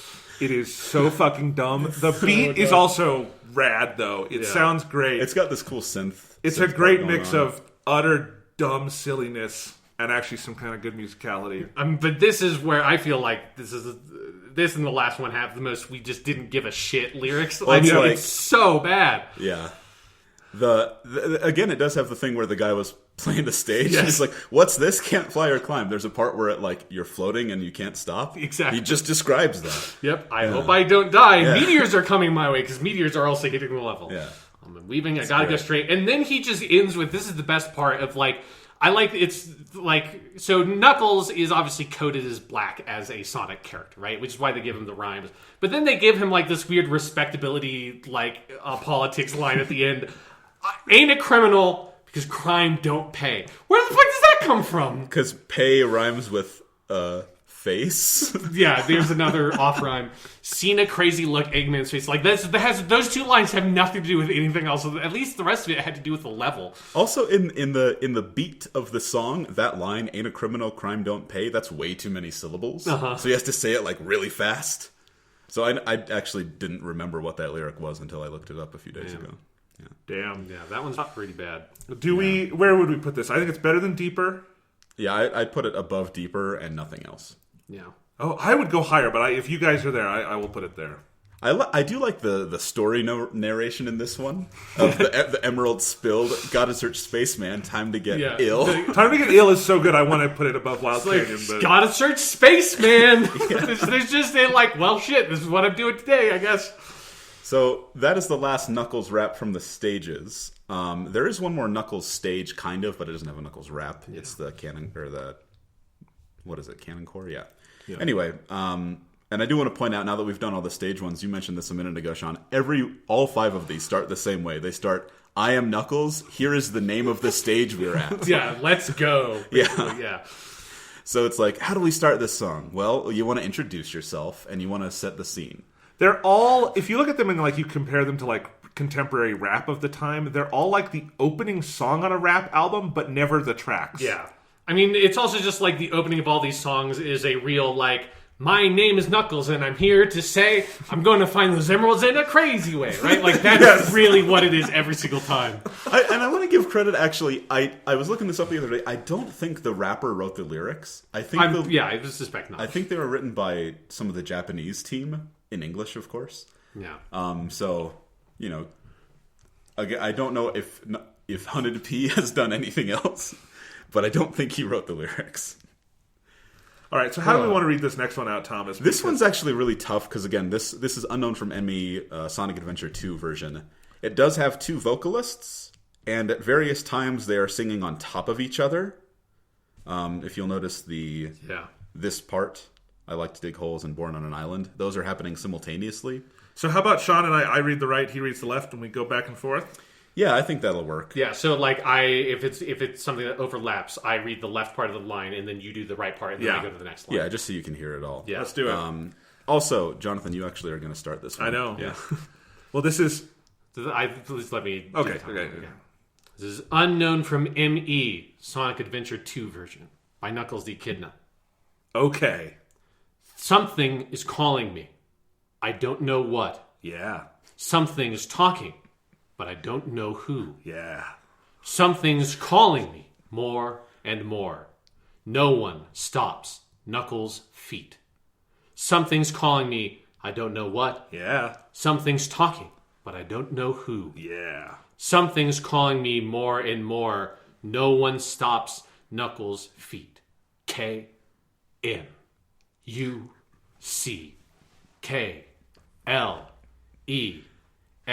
was born for a lifetime on Angel Island.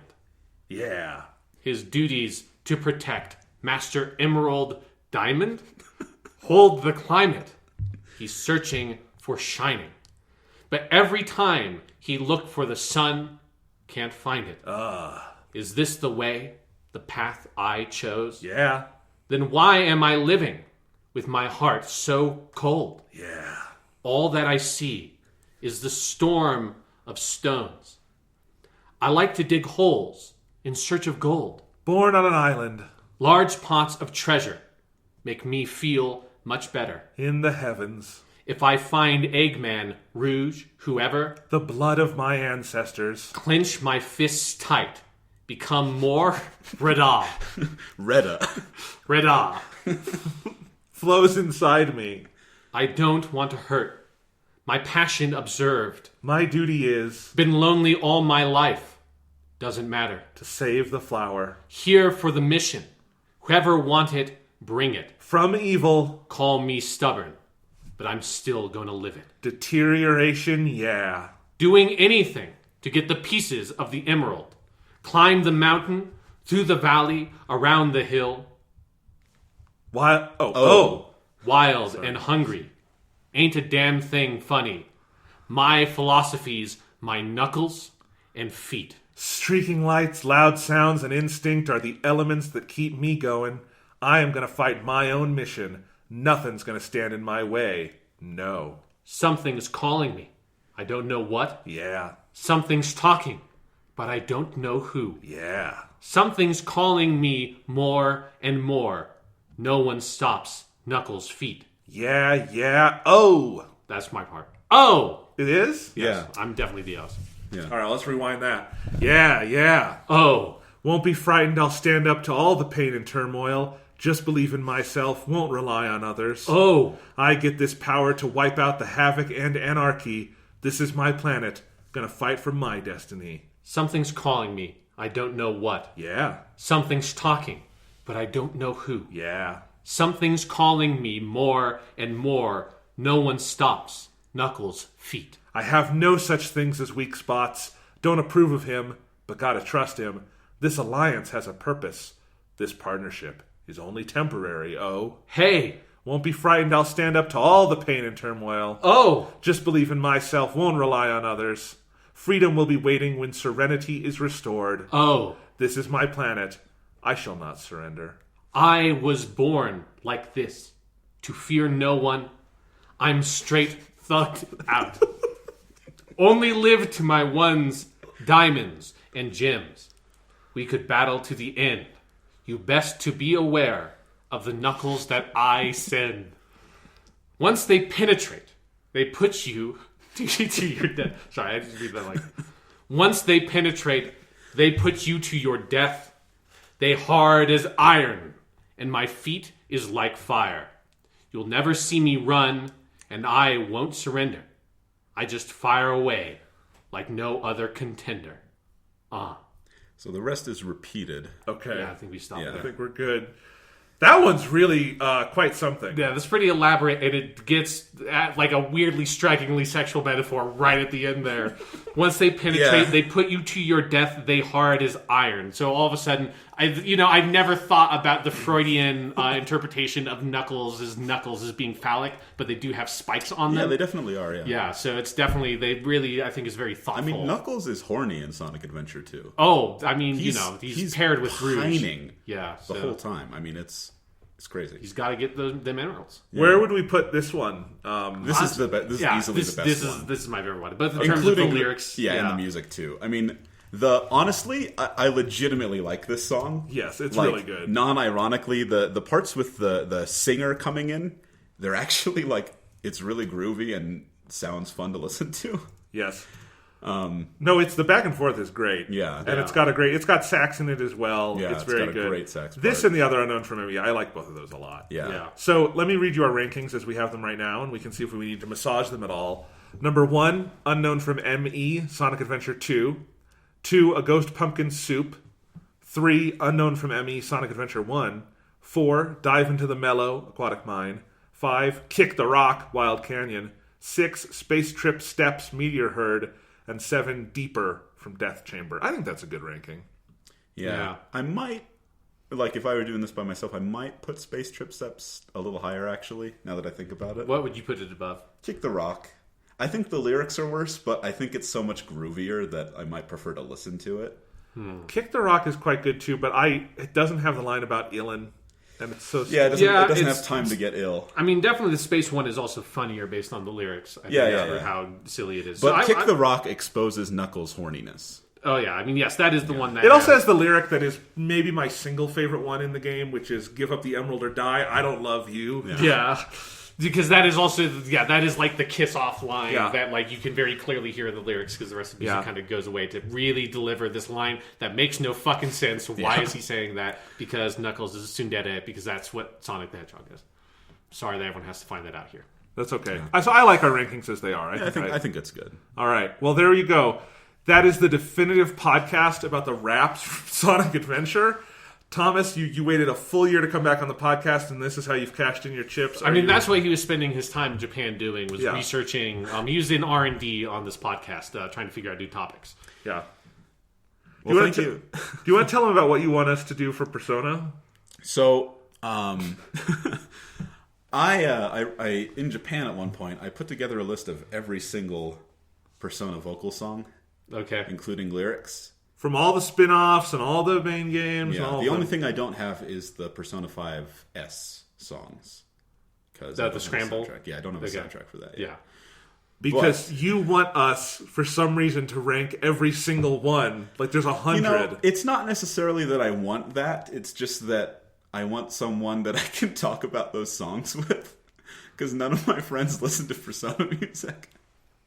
So does that also include the songs for the PSP remakes of the Persona 2s and Persona 1?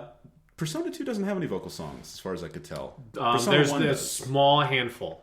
So the PSP remake of Persona 1 has a totally new soundtrack. I got all those. You should look in because there's a main theme for Persona 2 Innocent Sin and one for Eternal Punishment. Change My Way is the Eternal Punishment one. Yeah, for some reason, these are not Shoji Meguro songs, so you can disqualify them under that if you want. But they are theme songs for those two games. The Unbreakable Tie for Innocent Sin. I have that one. Okay.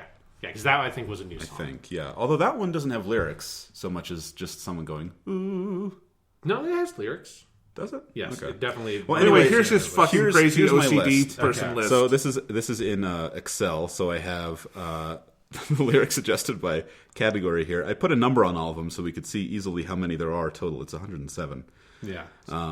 So I've been telling him that maybe one day we will do that as a topic, but I don't know. Well, Because I thought of an easy way to rank them too, which is with this table. So you just have to put in. Okay. This All is you a have to frightening do- thing just happened on the screen in front of me. In you terms have of the to way do- that this zoomed out on this fucking Excel spreadsheet really made my heart drop into my stomach. All you have to it do is- looks is like we're pick which fucking one's making better. a model for like COVID deaths in New York. Yeah. We're going to get some graphs. You know, look, it's not something I want to pressure you guys into doing. I just think it might be fun. I mean, That's all. we already did this, a small scale version of this once on this podcast. Well, You know, my, if something's worth doing, you might as well do it all the way. you know, That was pre-Persona 5. yeah. Yeah. So maybe let me take a look at the Persona 2, since I am the only one here who's played the Persona 2s. I'll look at those soundtracks as well, and maybe we'll put some of those songs on there, because there's the Dial J Joker song from Innocent Sin that is a fucking banger. And I don't think Shoji Meguro composed that song, but I would feel bad if we didn't talk about Dial J for Joker. Yeah. Not all of these are Shoji Meguro. Okay. Yeah, most of them are, but Yeah. So I'll send you the spreadsheet, Sean. We'll see. But Okay. anyway, Thomas, is there anything else you'd like to say before we wrap it up for today?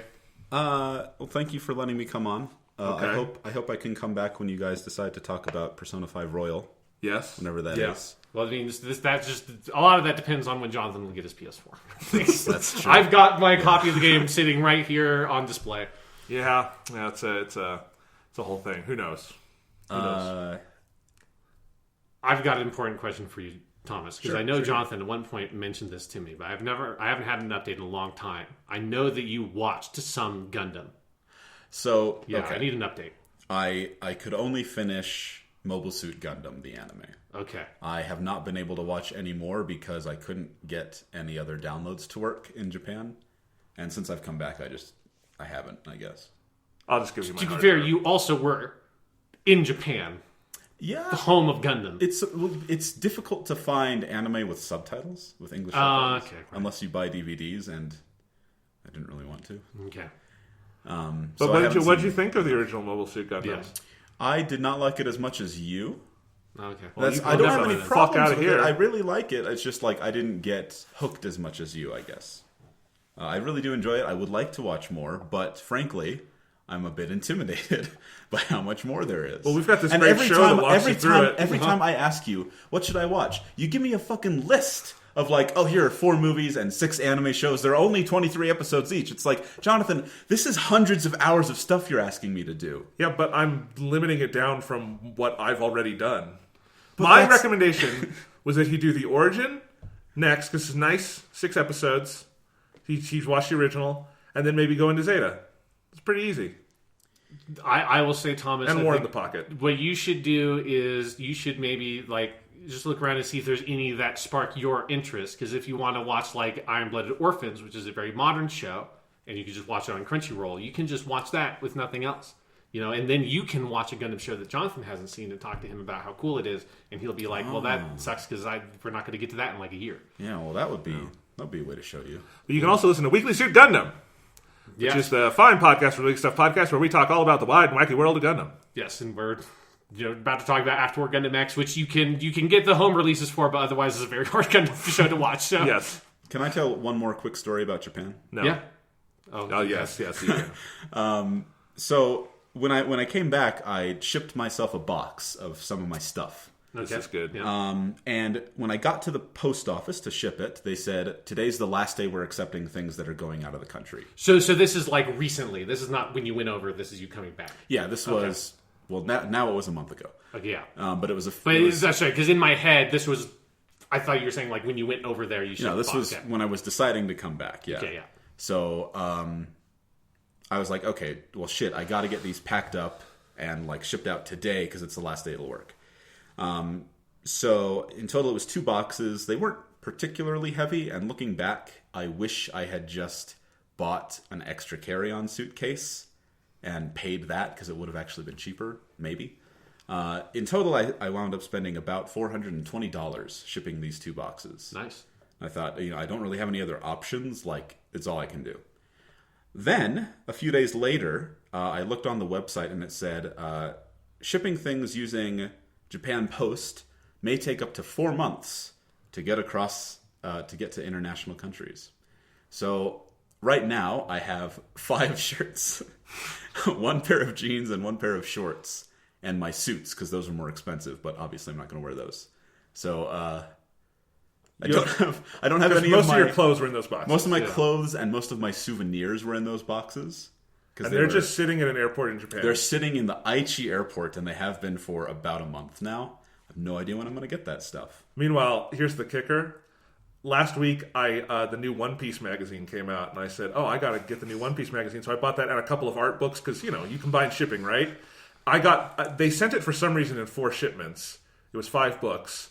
And all of those got here within 5 days. Yeah, I'm getting a couple of Gundam manga here in a couple of days here. That about a week ago. I want my stuff.